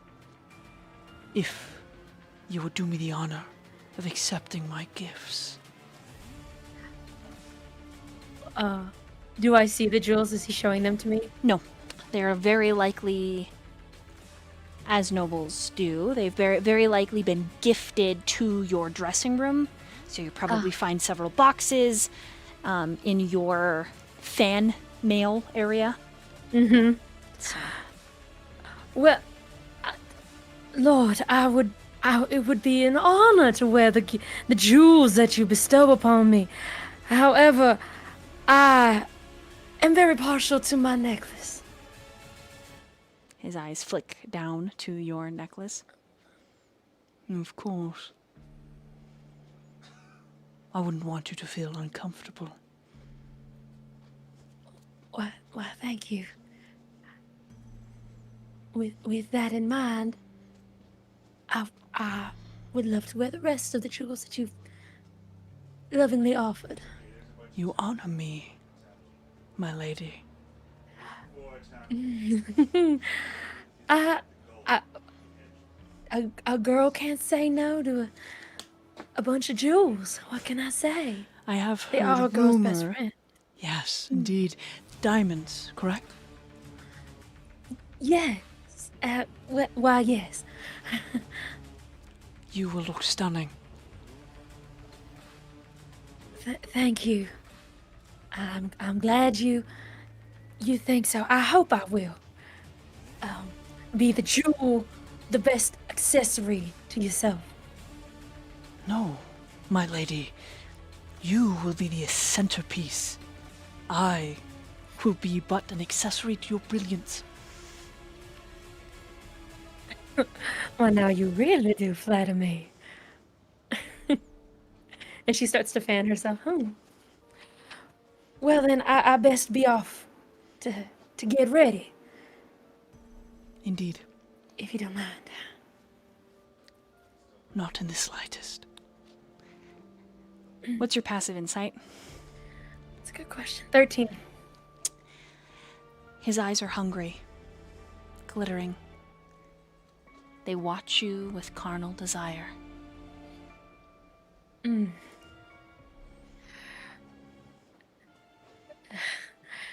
Well, now.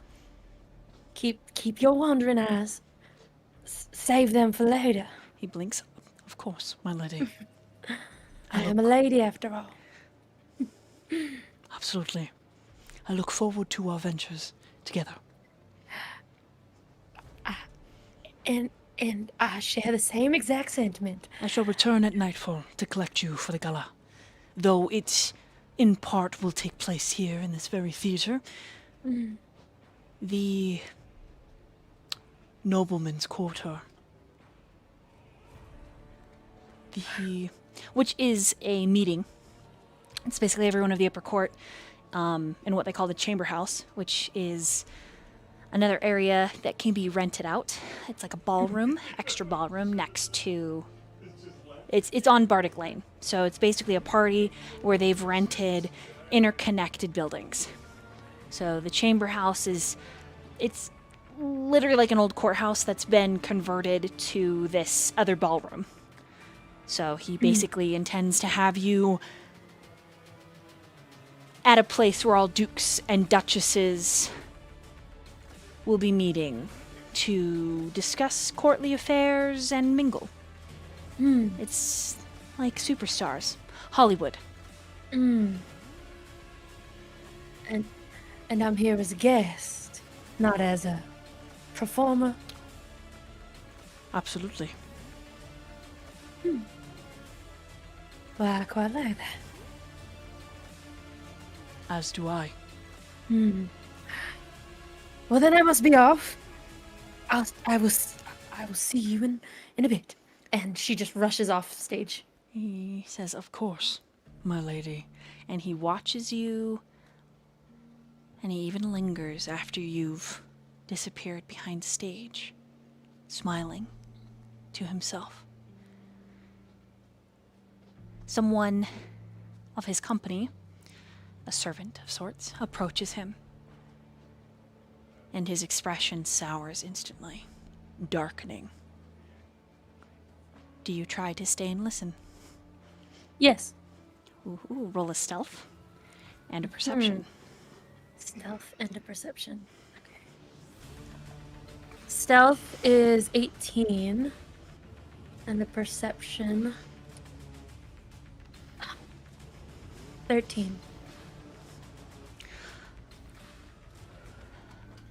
You only hear pieces of it.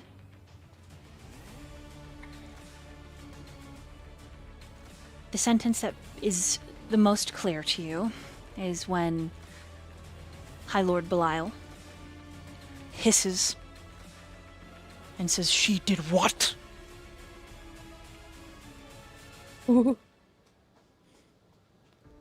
His servant flinches and bows immediately. Belial straightens his vest and adjusts his casual cravat. And he undoes his sleeve pins, rolling up his sleeves. And you get a flash of the tattoos on both arms are anything but gentlemanly. The second sentence, because they've been talking this whole time back and forth, that you hear clearly, is Belial saying, "Enough! We'll speak of this matter here no longer. Let us check on my lord. Surely he is still breathing." And then Belial walks away, one arm crossed and hugging the other behind him, one palm gripping the wrist of the other. But he moves swiftly, if aggressive. That fine layer of gentlemanly and an underlying threat.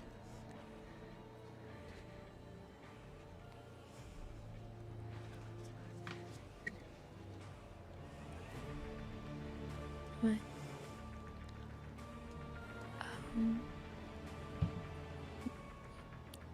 Yeah, when she hears that, she's just gonna rush straight to her dressing room Okay? and talk to Puddles. As you approach your dressing room, you hear bark, bark, bark, bark. God damn it. Bark, bark. God damn it. Puddles, I'm coming in. You don't need to make any noise. What did I tell you about fish barking? And then he...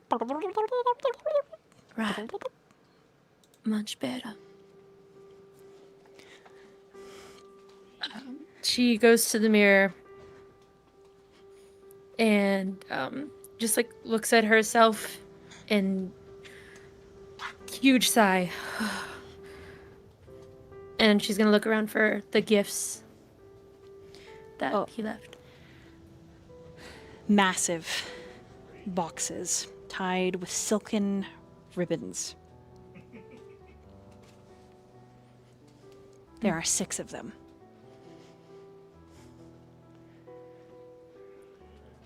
Yep, she's gonna go through each of them and open them one by one, slowly. She's gonna take her time with it. You start with the wardrobe box.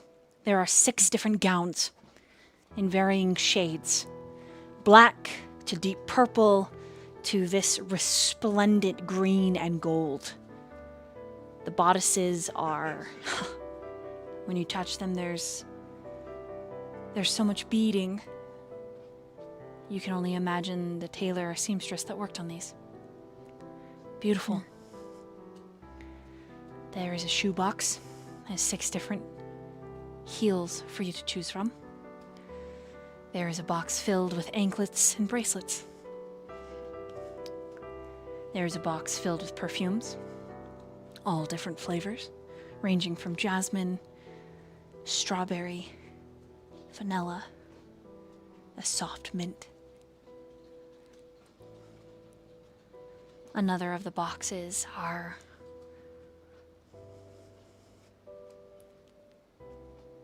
truffles, you think you've heard them called? Twisted rolls. Mm. And another box is earrings, rings, and a necklace. All gifts. All extravagant.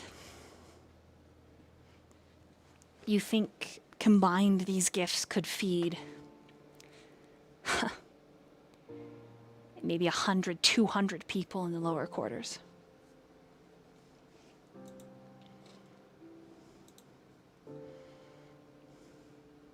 Mm. Hmm.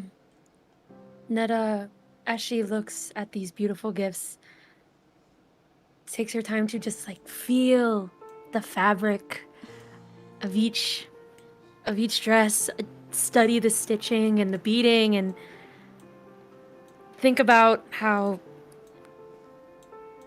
she just says it to Puddles and just says, "We would have never had this at home. Look at this.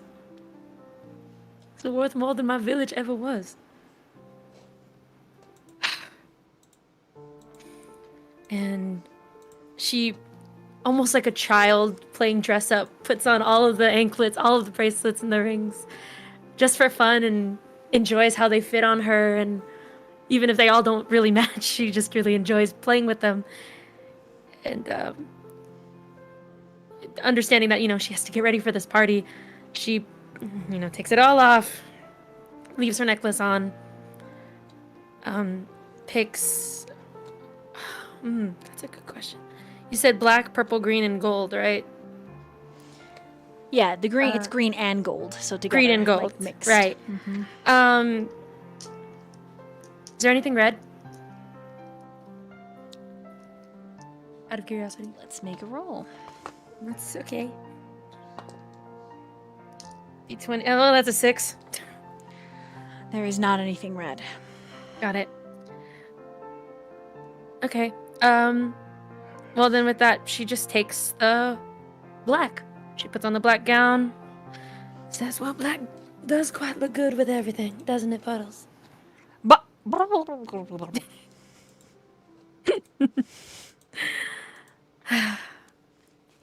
Nothing like home. Absolutely nothing like home. Do you miss it? And she kind of looks lovingly at him. he nods.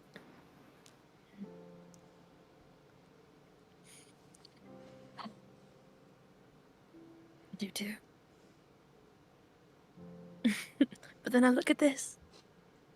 Look at this life that we live, Puddles. She's gonna look at the truffles, and can I do an insight check, insight, just to see if there's anything wrong with them? Sure. It's 22. You don't think so.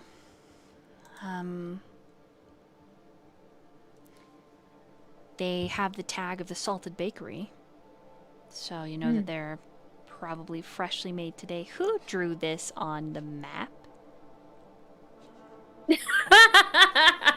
Diz. Hey! Wow. Oh, it's gone now. Okay, look at that. Where did it go? Where did it come from? Where did it go? Nobody knows. Oh my god, that's so Hey, what funny. happened? I heard my name. Sure. What happened? Oh my goodness. Okay.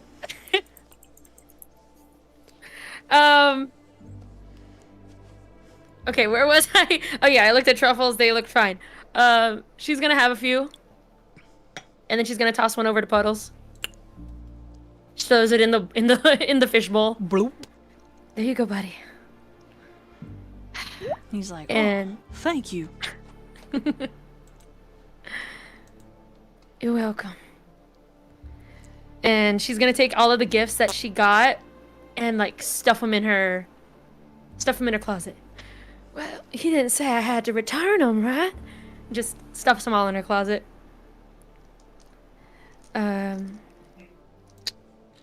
So she'll wear the black dress. Everything's black. Everything she puts on will be black, matching. And the only color that you'll see on her outfit is the blue amulet that she's still wearing, and the tiara, the diadem that she's wearing as well. She fixes her lore and just looks at herself in the mirror. I will never get used to this, but I quite like it. What do you think? What do you think, Puddles? I think you She looks look at- downright diddity-doodle good. You're lucky this is the only time I'm gonna let you talk while you Puddles, you understand? I understand. But, Miss Luminetta, all this stuff came from a real sneaky-looking feller. And he leans in conspiratedly, like pressing himself against his glass. He was dressed in Mr. Lyle's stuff, and he looked around your things. He even poked me. I wasn't gonna say nothing because I'm not supposed to do nothing, but I barked at him and he ran away. You barked at the... Well, it was the only way to defend myself, Miss Luminetta, and I wasn't gonna tell you none. I wasn't gonna do it none. But then he had poked me, and he did take one of my scales. And he turns and he shows you. So I barked at him, and he got real scared. Well, you know what? Damn good. Damn right. Puddles. Good for you. I'm hoping he thinks that he's just crazy or had kind of what is that called? Those humans have aneurysm. Puddles. All I'm saying is I don't know if I trust this guy, Miss Luminetta. This Mr. Lyle, I'm Mr. Belial. I'm a real sneaky looking fella. I got a lot of money. I don't know if I like that. Puddles, Johnny, if I'm being honest with you, I don't trust him much either. Just keep on your guard.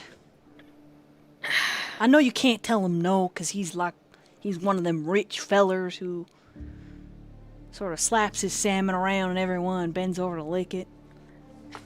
Right, I ain't licking no salmon tonight. Have you heard anything about Kellyan? No, ma'am. But I've been keeping my ears open and my bubbles high. Right. I just miss him, that's all. You don't think he'll be mad at me, right? For going with the Lord? Of course not, ma'am. Of course not. He not It's gonna just- be mad at you none. He understands the game. It's just business, isn't it? After all, I hope he understands. He like hugs the side of the glass with his little fins trying to hug you. He's like, listen, Miss Luminetta, if you're wondering at all, you probably ask Mr. Kelly yourself. I'm sure he'll had said that it's all right. I guess you're... I don't know. I don't know, Johnny. I can only hope. There is a knock at your door. Hello? And the knocking on your door is feeble, not strong or heavy-handed, but still, your stomach is a little on guard. You call out Luminetta, hello? There's no answer.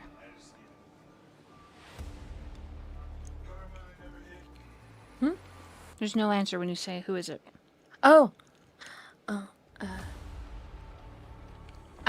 I'm still just about getting ready.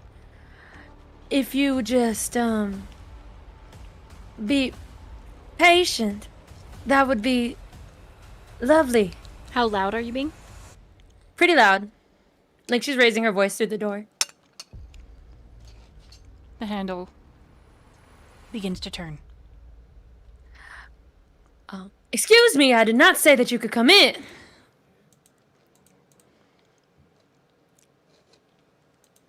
What do you do about it? Do you let it Ooh. open all the way, or do you? No, she's not gonna do that. Ooh.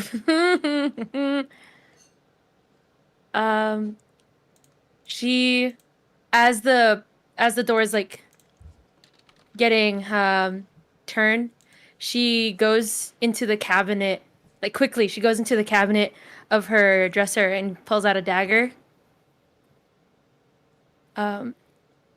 And she just whispers,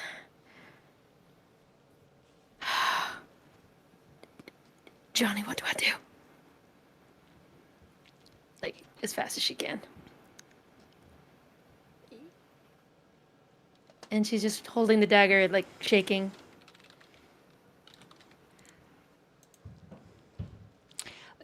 Johnny like shrugs like his little fish fins, and then he like the best thing he can think of is he starts.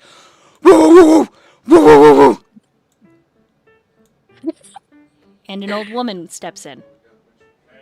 Huge bottle cap glasses. She squints at your fish, and Puddles instantly stops, and then. I reckon I'm hearing shit. God damn it, Luminetta, you in here? And she's squinting. Luminetta! And she's screaming. Who is this? This is Rosen, the owner of the theater. God damn it, Rose. Miss Rose. She's almost blind. And Mister. Sorry. Miss. Miss. Okay, sorry. She's almost blind and pretty much deaf. Oh my god. Good lord. Here, this is a better song. Maybe. No, wait. She goes up to Miss Rosen. Is she short? I'm assuming she's pretty short. Oh, she's quite hunched over. Okay. She's gonna get on her knees and grab her by the two shoulders and says, "Miss Rosen!" Oh, Luminetta, it's so good to see you, young lady. I wanted to make sure that you... And she's shaking, and she's reaching into this little crocheted pouch to make sure you had something to keep... Well, to keep the men at bay. Oh. I just saw Lord Belial leaving, and I just... Here. And she hands you this crocheted little underwear. Don't worry, it's spelled to keep your chastity. It's a what? I'm so sorry. It's gonna protect you against that nasty Mr. Belial. Oh, and look at you, little Puddles. Were you barking just now? I must be hearing things, you cute little fishy. And she moves past you. Did you want a little snacky? Don't worry, Grandma Rosen's got you some peanut butter right here. And she starts breaking peanut brittle in for Puddles. And he's like, Miss Rosen, you're spoiling him. oh, he's only gained a little bit of weight. Look at him. Have you thought about getting him a larger tank? Yeah. I could get him a larger tank if he needs one, but he shouldn't need one. Well, Puddles. why not? He's just a young little lonely man. What if we got him a little girlfriend? Then we have a lot of little fishes. He does not need any little girlfriends, and I don't need any more little fishes. Puddles looks Miss at you Rosen. over her face like, come on. Hey. We He just... will talk about this later, Puddles. Miss Rosen. Mrs. Rosen. She goes over and like rushes up. Oh. I appreciate. Luminetta, I'm so Yeah. glad I saw you had something for you. Oh, Okay. looks like I already gave it to you. All right. Yes, you did, and it's lovely. Thank you so much. I appreciate your act of kindness. However, I thought we discussed when you come into my room that you please address yourself. Oh, well, you didn't lock the door, so I just figured I'd come right on in with the chastity Not hammer. an invitation, Mrs. Rosen. We need to talk about boundaries. We need to talk about boundaries. I appreciate your act of kindness, but I also understand that I am a lady at work. And I am a very protective lady at work. Do you understand? I do not have my bodyguards. So I need to be on guard. Oh, don't you She worry. kind of hides the dagger. And she holds your hand, and it's her hand shaking. I'll protect you from any scoundrels. Mrs. Rose. In my day, I was quite the warrior. And I believe Still that. am. And she like is super hunched, but she like moves her little flowy sleeve so you can see her skeletal arm with like a little bit of muscle. I'd punch Mr. Bilal for you. Well, that's far too kind and surely not necessary, but I appreciate you so much. Thank you. Listen, Really, I do. Lunetta, have a seat and stop getting your salmons all tickled. Come on. Oh, okay. Well,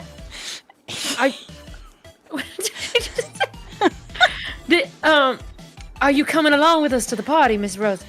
I came to talk to you about something serious. Serious? How serious are we talking? You're gonna wanna have a seat. Have us. All right. Well, I will. I will. Would you like me to put these on first, or can I just sit there? She just sits down. She's stammering, and she crosses her legs like a little princess, and she's taught to obey her elders, so she's listening.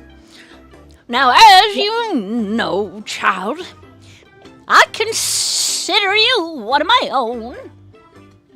Bilal made an offer on the theater again today. And I'm worried for your safety and the young Mr. Kelly. My safety? She nods. That's why I knitted you those chastity hammer panties. Hammer panties? Wait, That's right. Any man try to put his paws in there, he's gonna get 'em cut off. Why, this is sorcery I've never seen before in my life. I told you in my day I was a killer. Straight out, no cap.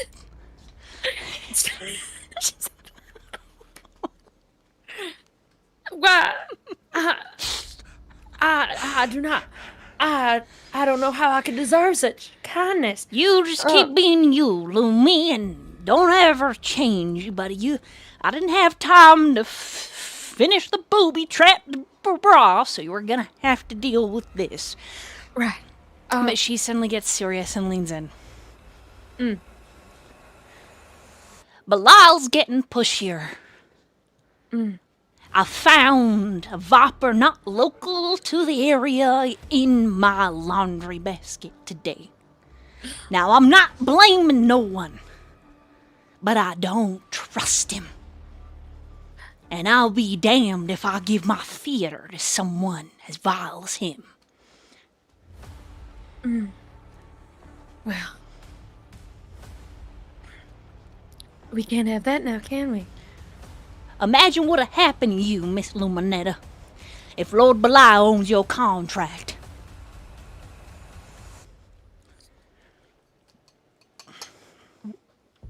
Don't want to. Well, he knows as long as I'm alive, I'll fight him off tooth and cane. Netta's welling up and just grabs Grandma Rose and just like falls to her knees and holds her real tight. Says, "Thank you." Well, I don't want you to worry now, child. And she has to like squint to see you. And you're basically yelling to be heard by her. And she yells in return.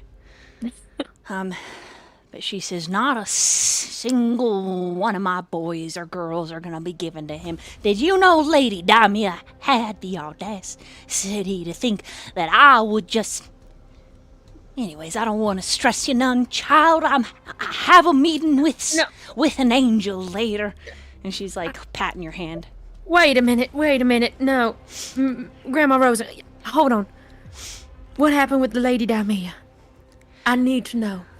And she looks very serious into her eyes. I need to know what happened. Please. Well, ever since she swindled my good boy from me, I've had to make some concessions. She's done some renting out of underneath the theater, you know, the old part of the basement that's dangerous. Used to be the green room where we had the teas and party. Maybe it's been a while since you remember. Yeah. So she's rented the entire place out, and she threatened my good boy. And her good boy is Damon. Damon. A singer like yourself. Single father.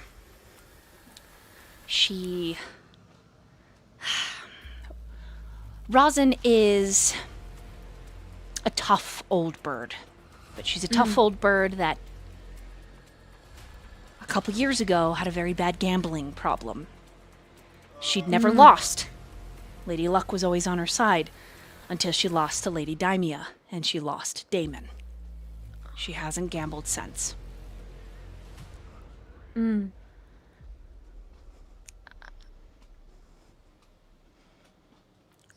That horrid witch, but don't you worry, I've got a meeting with a feller I think could help this whole mess. And who would that be? I'm not real sure his name, but he's a real Robin Hood of the upper and lower city. I hear he's got a nice butt, too. They're calling him the Nighttime Angel, an avenger, the color of moonlight.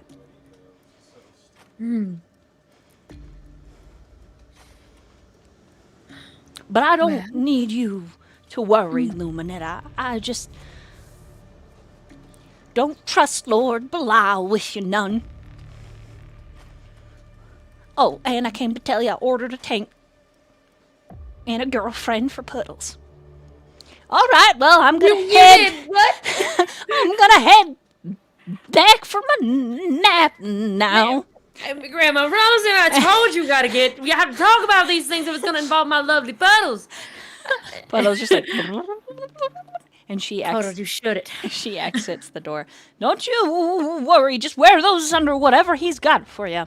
I made sure to pay the wizard. Booby trapped the chastity hammer. She says as she runs. She slowly shuffles.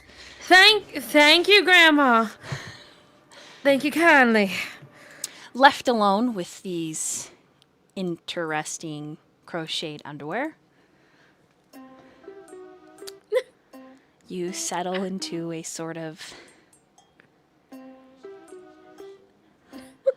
am I actually going to wear these? God damn it. What do they look like? It's just crocheted? They're a rainbow of color, and they are just crocheted, like they tie on the sides, the little bows. And there's like a little lock charm at the front, like a bow. They look pretty mundane. Well, I mean, what did I just say about denying gifts? I simply can't. And she goes to the mirror and does, a little stripping. Takes off the dress that she just put on. Takes off her undergarments and puts on the crocheted one. And she asks, "Don't make this weird, Johnny. What do you think?" "Johnny, it's just us. You can tell me." He flushes and kind of.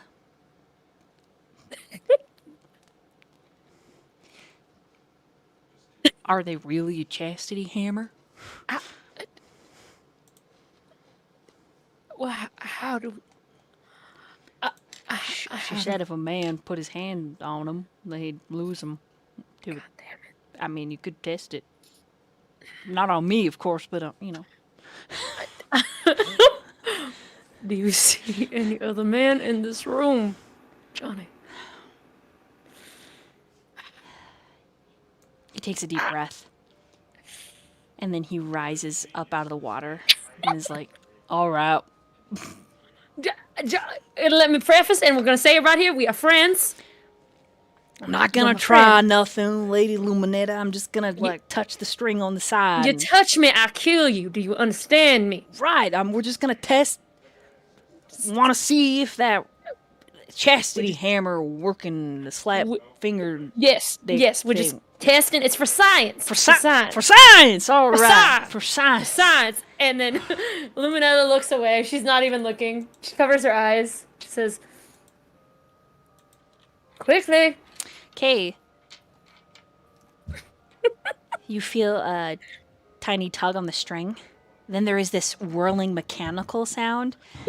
This horrible flash of light. Puddles. Well, Johnny screams. You're thrown back a couple of feet. And we're going to slide to someone else.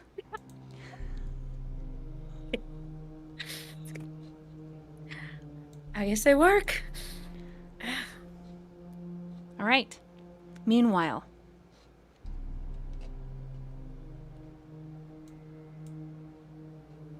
on the underside of the lower city, below the earth, hidden from the typical populace, Chips.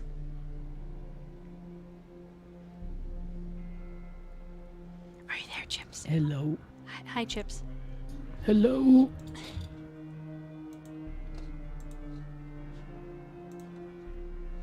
You have been given leave of the Rat Queen's market. The plan is at sundown to raid Bardic Lane, to crash the gala. Now, if you have more questions in being given leave, you could ask them of the Rat Queen as you are still in her tent.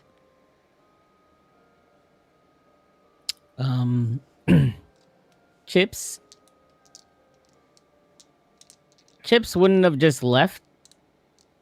He would just stand there, like, staring at her, just waiting, because she doesn't have anywhere to go and nothing to do at this moment. And this is literally the only task that's ahead of him. So even though she might have dismissed him, Chips would have just stood there and just stared blankly. Okay, you see that she is crafting something alchemic.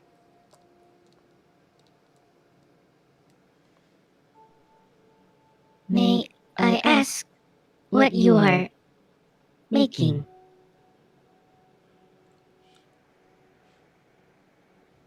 She says fire in a bottle. Fire. What is its purpose?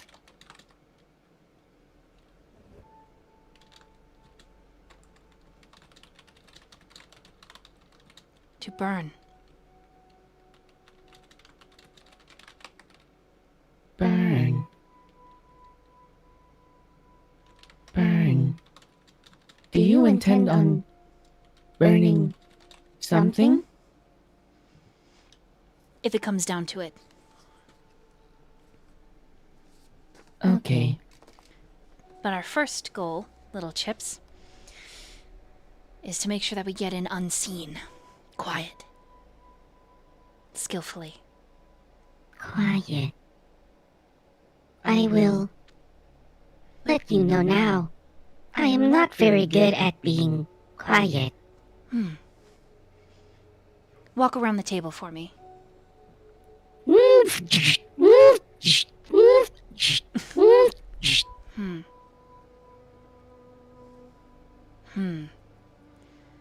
You know what?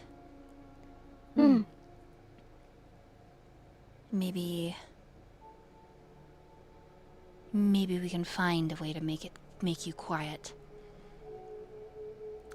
I know someone in the upper city. A noble, but a good guy. He lives in the area that Chalice found you. But he's on our side. He might have a scroll of silence. Scroll. Do you know how to use those chips? I believe I do. I will also let it be known that I may not. I believe I am being sought after in the upper city. I ended up down here because I was being chased. Oh. What color were the guards wearing that chased you?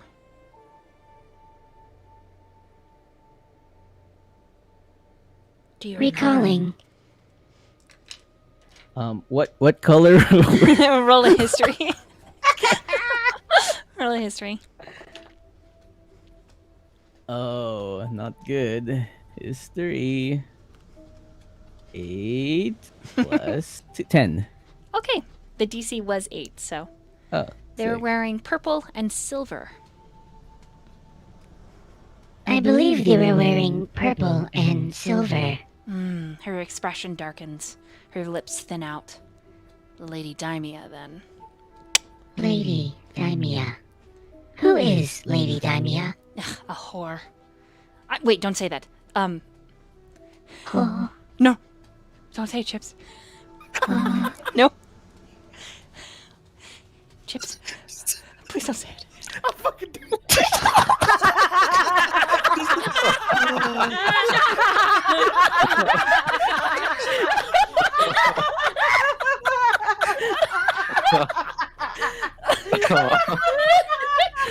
Oh god. Chips learns a new word. You've done the worst thing to do this brain. There's a conundrum. why can I not say that word? What does it mean? It's a bad word. It's an insult. It's an insult you say to someone who has loose morals. Loose morals. It's a harsh word, and you're, I can already tell, far too sweet. The word has been logged. Oh, good. Okay.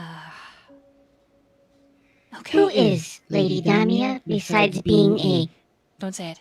that word? She is the prime merchant of the upper city.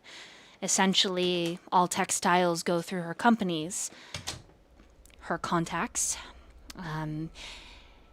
Any imported goods, like what we use to make the canvases that we hang above us to block out the sun, our clothes even. It's her sources that bring them in. She has a monopoly on it. Anyone who even thinks about making a shop, tailor or otherwise, even weavers themselves, or cobblers are spit on and shat on by her people.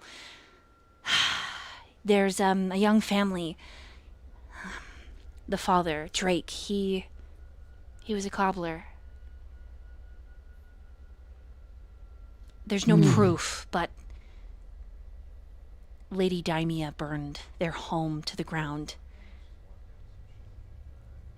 I know it. Oh, She's a monster, Chips. She's not like you or I at all. She's conniving, selfish. low morals.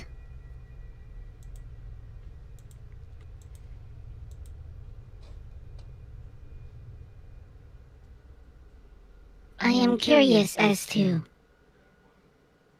why her men were after me.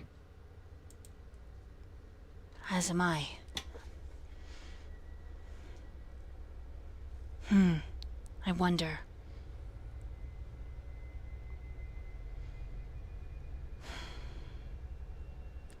Care to go on a mini adventure with me, Chips? believe I have nothing else to do. Until the gala. All right. Stay right here. I'll come back and collect you in just a second. I will stay right here. She's gone for a matter of moments. When she returns, her outfit is different, and she is wrapping around your shoulders and the top of your head loose clothes. Not a perfect disguise, but at least you look more like a child instead of an automaton. I have an idea why Lady Daimia may want you, but not really. Maybe she assumes that you're from a different crafter. She owns every alchemist, every merchant in the city. And every automaton, what rare few there are, she's left her stamp on them. But I have an ally. I think we can trust him. I pray we can trust him. I've already sent a bird. Bird. Did you speak to this bird? No. It's more like a homing pigeon. Homing pigeon. Yeah, we send messages back and forth. Sometimes we use rats, sometimes cats. Ha! He's even sent me a scorpion on occasion, terrifying as that is. But birds are the general. The typical. Sending birds to do messages. Correct. Follow me. We're gonna head towards the surface. Okay, Chips will follow. All right. Solariel. Yes, come in. The message that you have received from the Rat Queen is written. I'm assuming she knows your tricky speech. Sure. At least some maybe not the one directly between you and Torrent, but a thieves' cant for sure. A missive, a question, a request, and permission to enter the underground passages, the secret passages of your keep, to speak with you.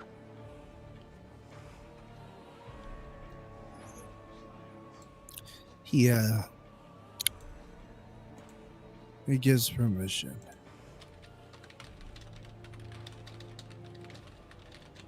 And sends it back. All right. Roll a survival check for me, Chips. Okay. Wait. That was a natural 20. Wow, you stay caught up to the Rat Queen very well. She is lithe, swift, and very strong. Her climbing is agile. But you find, so is yours, that you've adapted. You've created an interface for the sewers.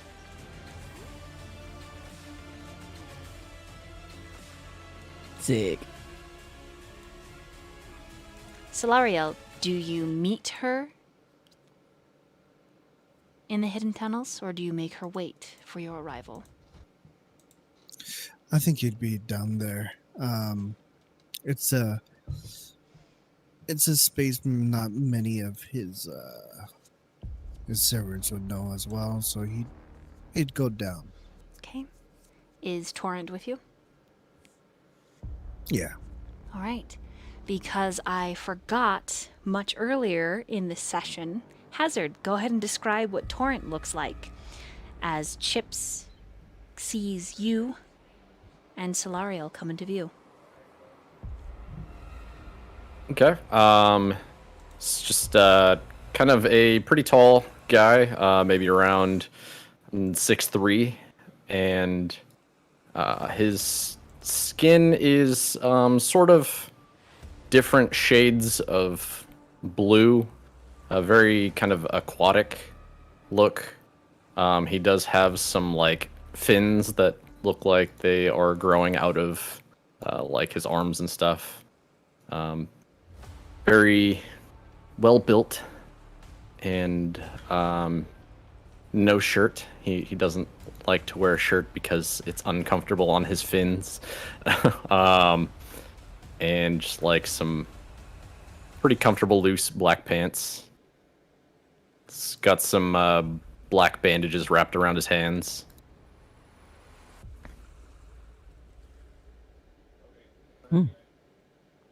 Okay, Chips is going to look towards the Rat Queen and say, Are these the companions you were speaking of? They were indeed. Good job. Hello. Well, what do we have here? Probably one of the last unowned automatons in the city. Unowned. She's gonna be looking for him, wouldn't she? According to him, her soldiers already spotted him. But Chalice, you've met him before, the street urgent. He saved Chips. Well, Lady Damia's, she's already bore some things with me. Does she know? I'm not quite sure yet what she knows, but she wouldn't pull that with me unless she did.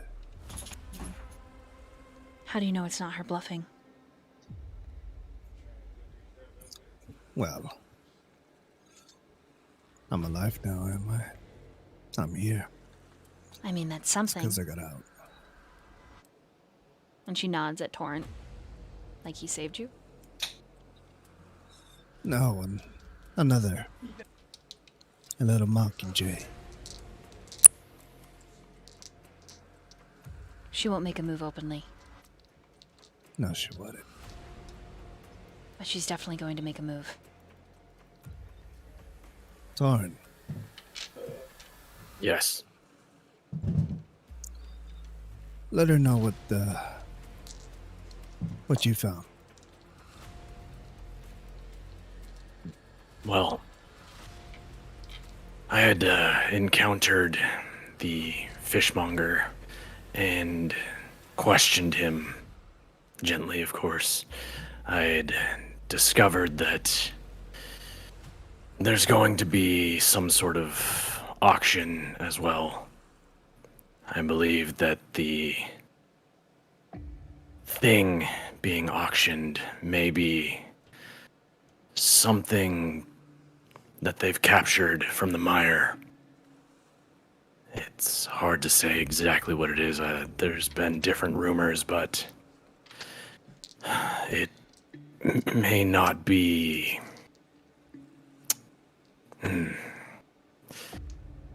of this plane. She looks surprised. Something that powerful. How did they get that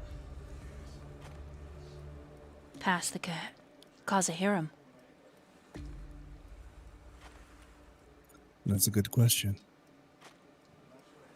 I've not found an answer to that myself, but I believe she does have many connections. And who knows who she may have paid off to do so.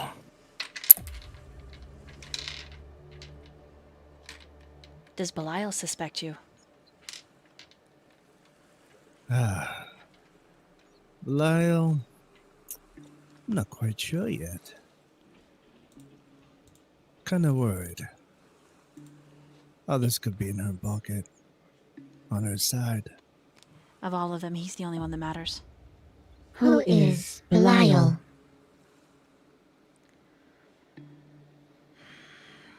Curious on this one. Belial is,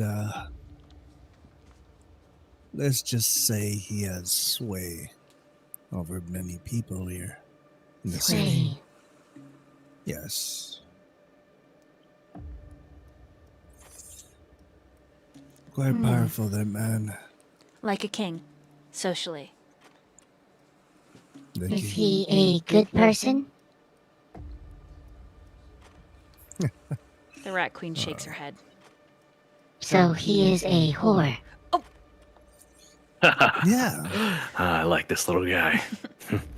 Yeah. That's one way to put it. Did you teach Low him that? morals. The Rat Queen looks ashamed.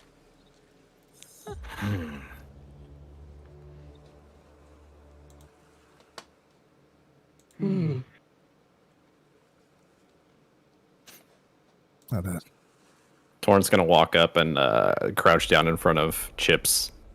Just kind of poke at him. I do not believe I have seen your kind before.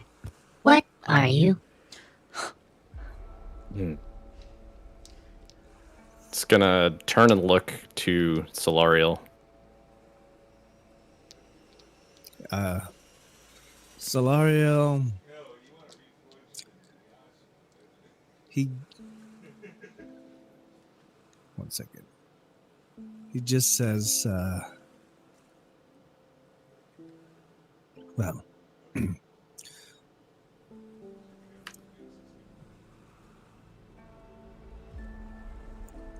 maybe you just be a little careful with the little cat here. That's why I came. Huh. And she looks at both Torrent and then Solarium. Do you have a scroll of silence? I believe I do. What do you need it for? She points to Chips. He's coming with us to the gala tonight. He can heal. You're bringing. Can You're he be bringing this trusted? guy. I believe so.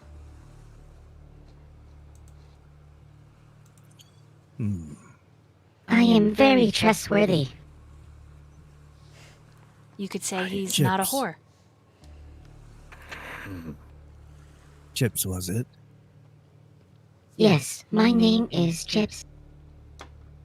Can you be careful with your words around others? What do you mean? Could you keep a secret? If I am told to keep a secret, I will keep a secret. However, if information is given to me and not declared to be a secret, I cannot promise I could keep it. He looks back at the Rat Queen. Do you trust that? It's charming. Seems like a liability to me.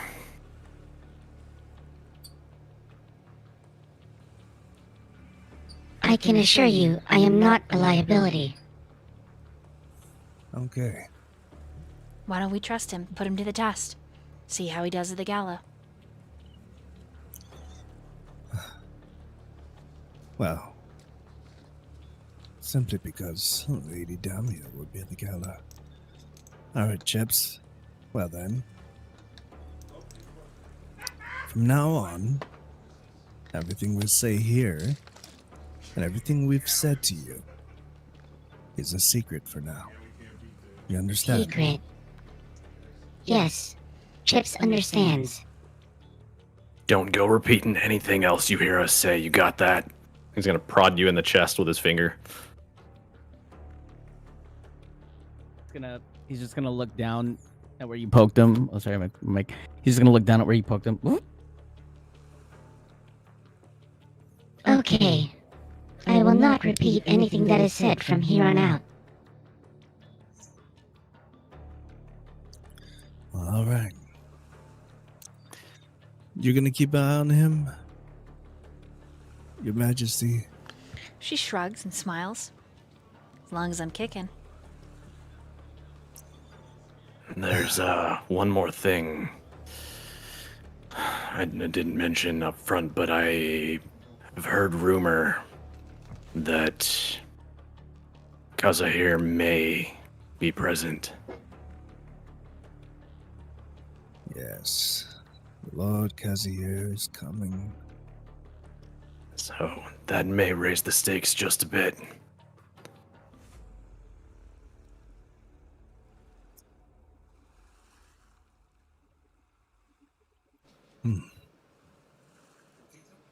Well, that's part of my worry. I don't quite know yet what Lady Debbie has planned, but with her... with her little stunt she pulled on me, it's a possibility she could be, trying to frame me for all of this. It's a possibility she's going to say that you're the one who hurt her. Speaking of, what little trick did she manage to pull on you?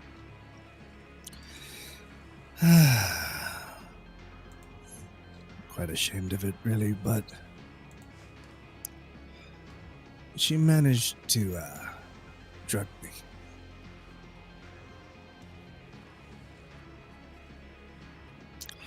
She drugged me with, her food, and, well, when I came to, a little mockingbird, saved me.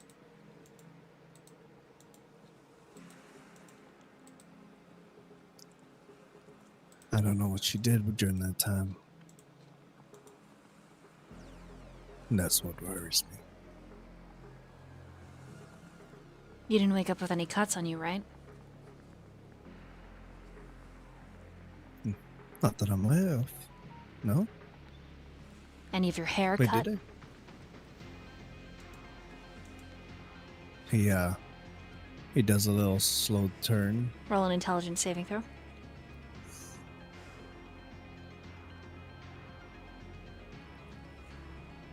Can I also look him over myself and see Roll if a I minute. notice anything? Roll medicine.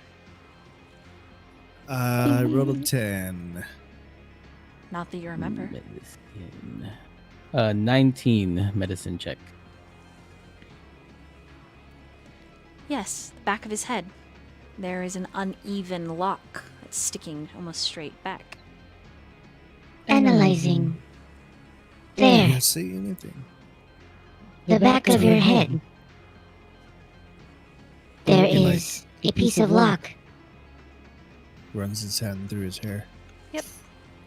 She took some of your hair. A hole indeed. Shit. Should we make additional preparations just in case she has some kind of trick up her sleeve? We should. Can't underestimate her. What if we get a shot to take her out?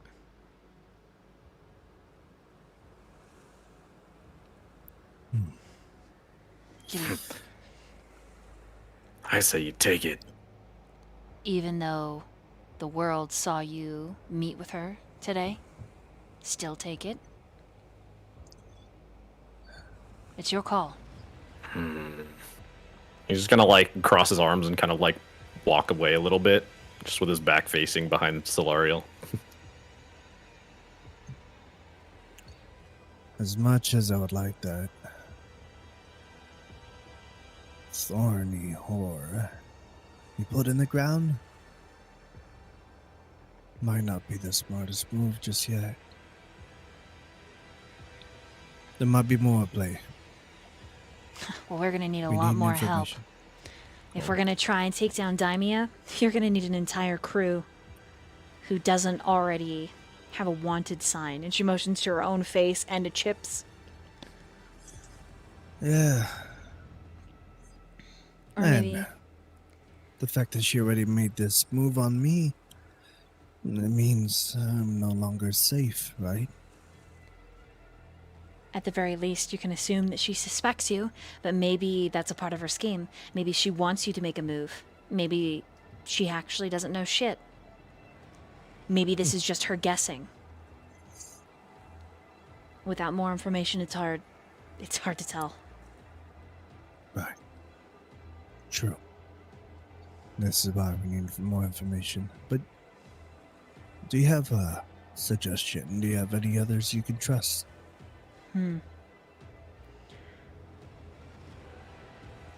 Well, if you wanted to go straight to the source, rumor has it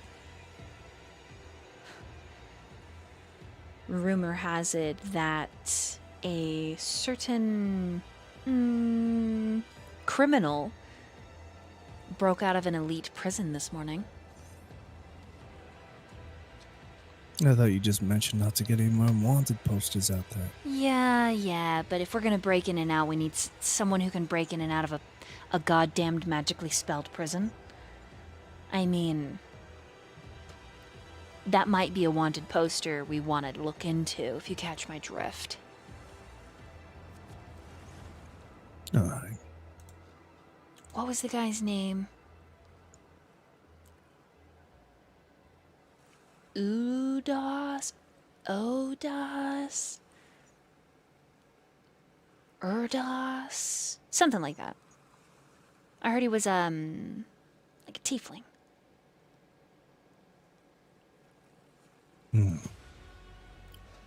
Well, looks like you need to get more information straight.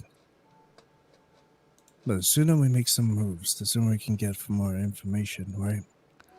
I mean, that's just if you want to break into Lady Daimia's home. But of course, this is all going to happen after the gala, right? Torn, where's the gala again? I believe the gala will be taking place at the theater. Right, but when? How Oh, much time do when? we have? Do I know how much time we have? A couple hours. Right. It I starts believe at we still- nightfall. I believe we still have a couple hours until nightfall.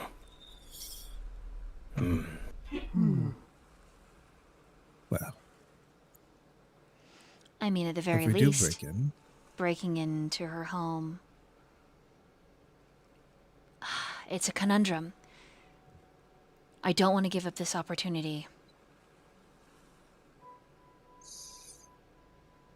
But if you want... She sighs. It boils down to this. If getting whatever they're auctioning is more valuable than breaking into her home while she's busy at the gala, flaunting her peacock ass,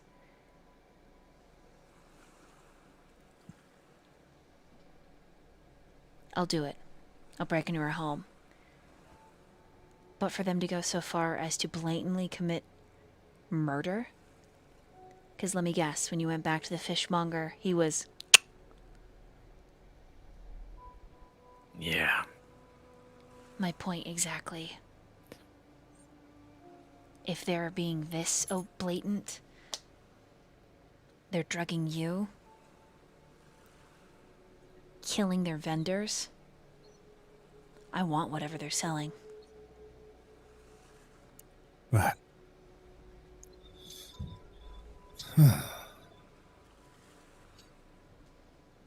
And now would be the best time to break into her house as well. Well, she's out. I don't want to do it. I'm sure I could do it myself if you'd let me. No. If it goes to the gala, I need you there. And as you say, we'll need a team. Maybe we can expose her tonight in front of Lord Kazahir himself before anything else unfolds. That gets the Rat Queen's attention. Kaza here is going to be at the gala. Yeah. He's coming through. So you've confirmed it. He's actually going to be there.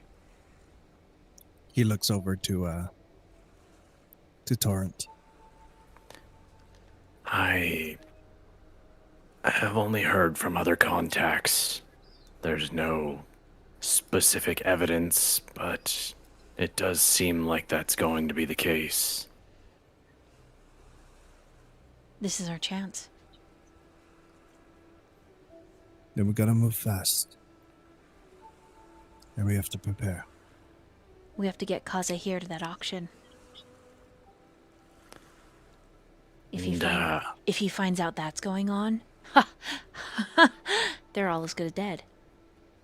And what if the paper trail leads back to Solarial? Fuck. Is he gonna take the fall for this? Fuck, she just says.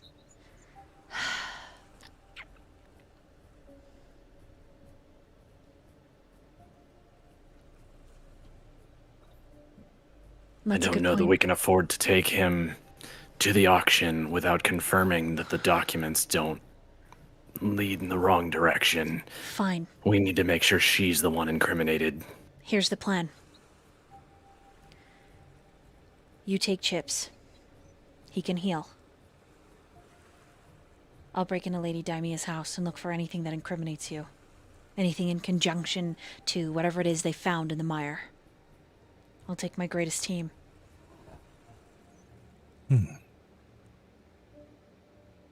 Well, I'm gonna need a couple more hands. Well, why don't you ask the crazy wizard?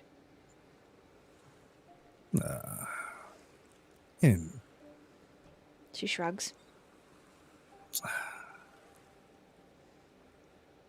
Well, I'll try and I find guess this in this- tiefling. Maybe he could be hired. Maybe he's got a bone to Perhaps. pick. Well, at times, strains, I would like to have better options, but I guess the crazy wizard. We're working on a hope and a dream here. Gotta do what we have to do. Well then, I'm gonna leave looks Chips like with we you. have a plan. And the Rat Queen suddenly kneels down in front of you, Chips, and she says, "Hey, so you're gonna go with Lord Solariel and Torrent." Solariel. That's right, and this is Torrent. Torrent. Yes, you're gonna make sure to keep them alive. Okay. Don't let anything happen to them or yourself. You hear me? Yes. Will we be going to the gala together? You'll be going with them. Yes. You'll be escorting me. Okay. Torrent, can you get a little, maybe a scarf, maybe a hat for the little one? Something to put my symbol on him. I think we can manage that. Are we trying to disguise what he is? Or are we No. just trying to make it known that he belongs to you? We're making sure Lady Damia doesn't look to brand him herself. Very well. I think I can manage something. Good. Well then, looks like I have a little date with a wizard. Before we part ways, I do have one more question. You knew about the fishmonger and his unfortunate circumstances. I assume one of your little rats may have found him. Did they tell you anything about the sort of opalescent powder that was on him?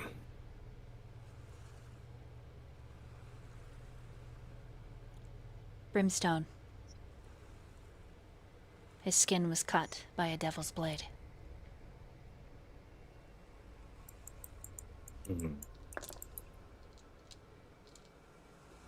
Is this something else we're gonna need to have to worry about?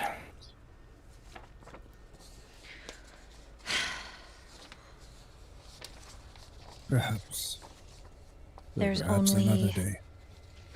As far as I'm aware, there's only one group of hired assassins that would even dream of using a foul blood's blade.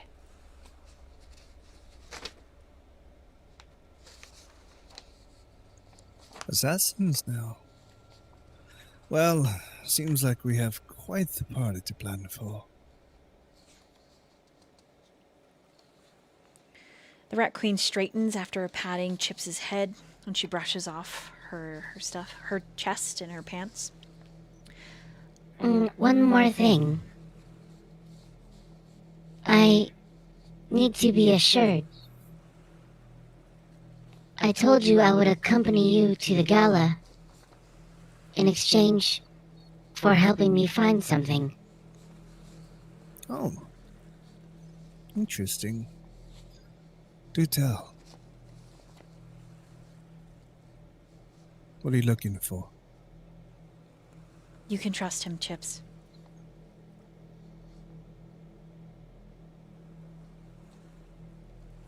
Chips is just gonna look around to each person, gazing into their eyes, kind of discerning for himself.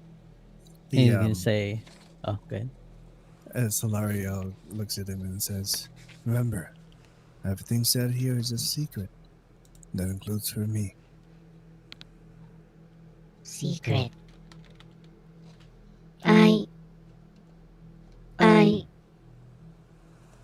I am searching for my soul. Solario looks over to the Rat Queen. She nods. And Tama looking for her soul. Well, Now you know why I trust him. okay. I'll tell you what, Chips. Stay by my side. You hold on to those secrets dearly, and you keep us alive. We'll help you with your soul.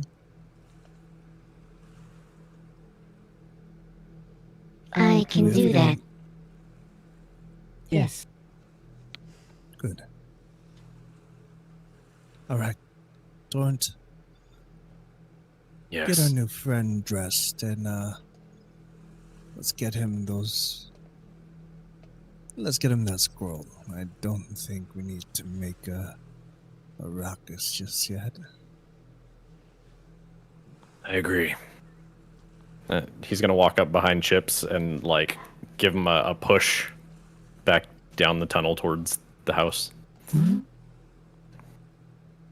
As we're walking away, I'm just gonna look up at Torrent and be like, Do you have any spare rubbish cloths? I believe there is more fecal matter on my foot. Please clean him off before he gets in the house. Oh, come on. Thank you.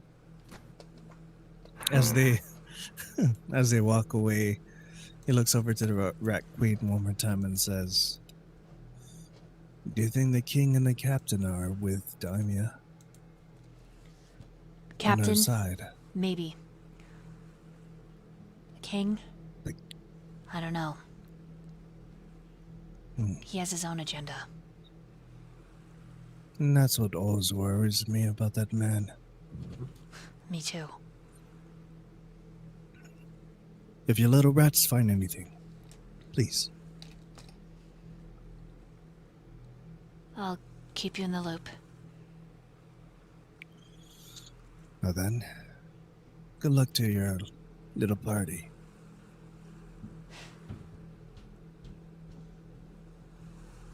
She gives you a little salute and she waves to Chips. Points at Torrent. Don't let anything happen to him, or I'll kick your ass. I'll do my best.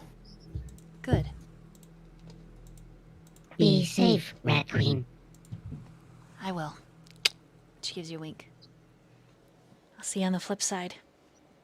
And she starts walking towards the darkness through the tunnel.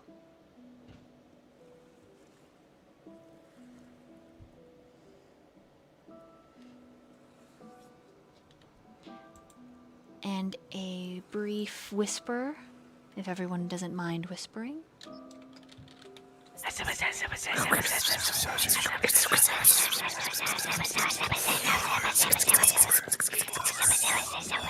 Horror.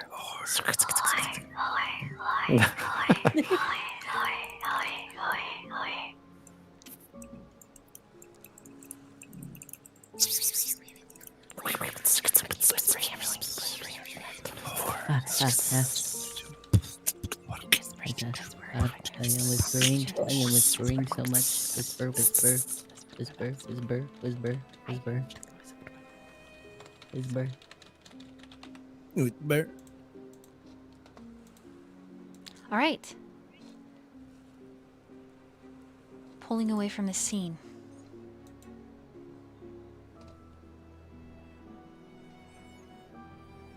I need everyone to make a group perception check. Group check. Natural 20. Nice. Perception 24. 19.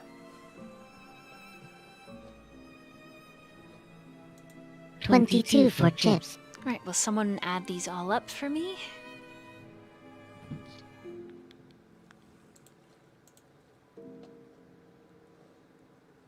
Oh, math hard.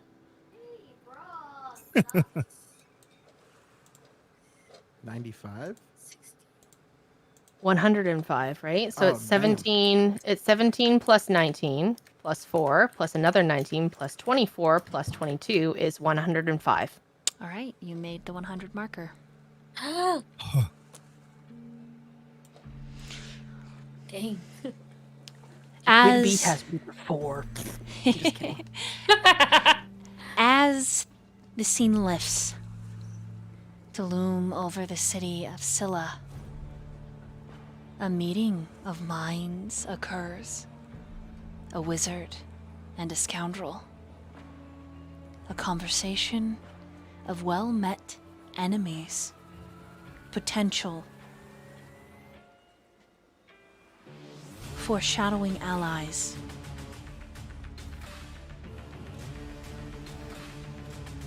After the meeting, Círdan stumbles his way to a bathhouse.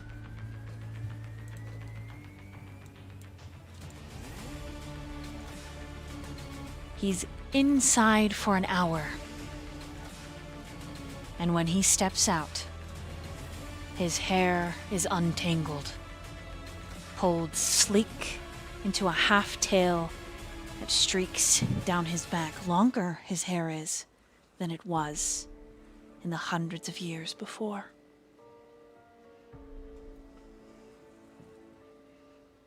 He can't remember the last time he wore a fresh set of wide-sleeved robes.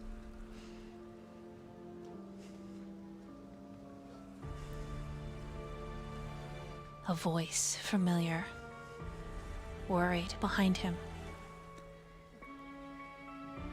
Are you sure this is what you want to do?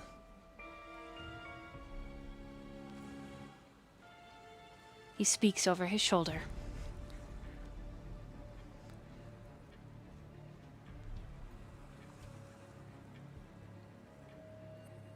I don't care if I have to answer the call. I'm going to take back what was taken from me. And this time, I won't lose a single one.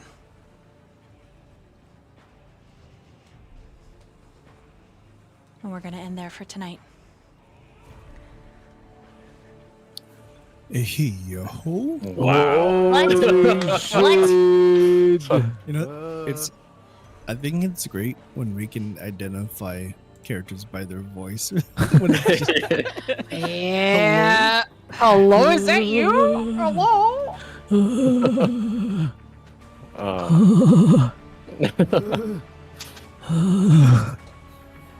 That was so good.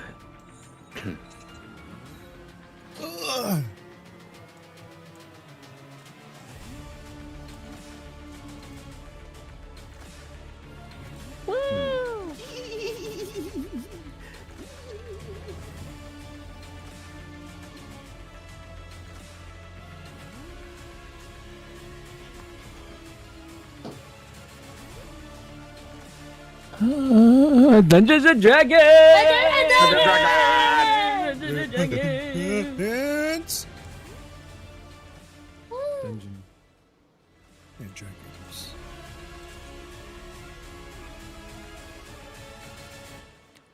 thanks for joining us, guys. I hope to see you next session on Call to Shadow. Is the voice seared and heard who we think it could be? Or is it simply a lost vestige of a man in dire grief? Who can tell? After all, grief tells its own tale, and sometimes the pain is so intense that it warps the mind and it answers the call.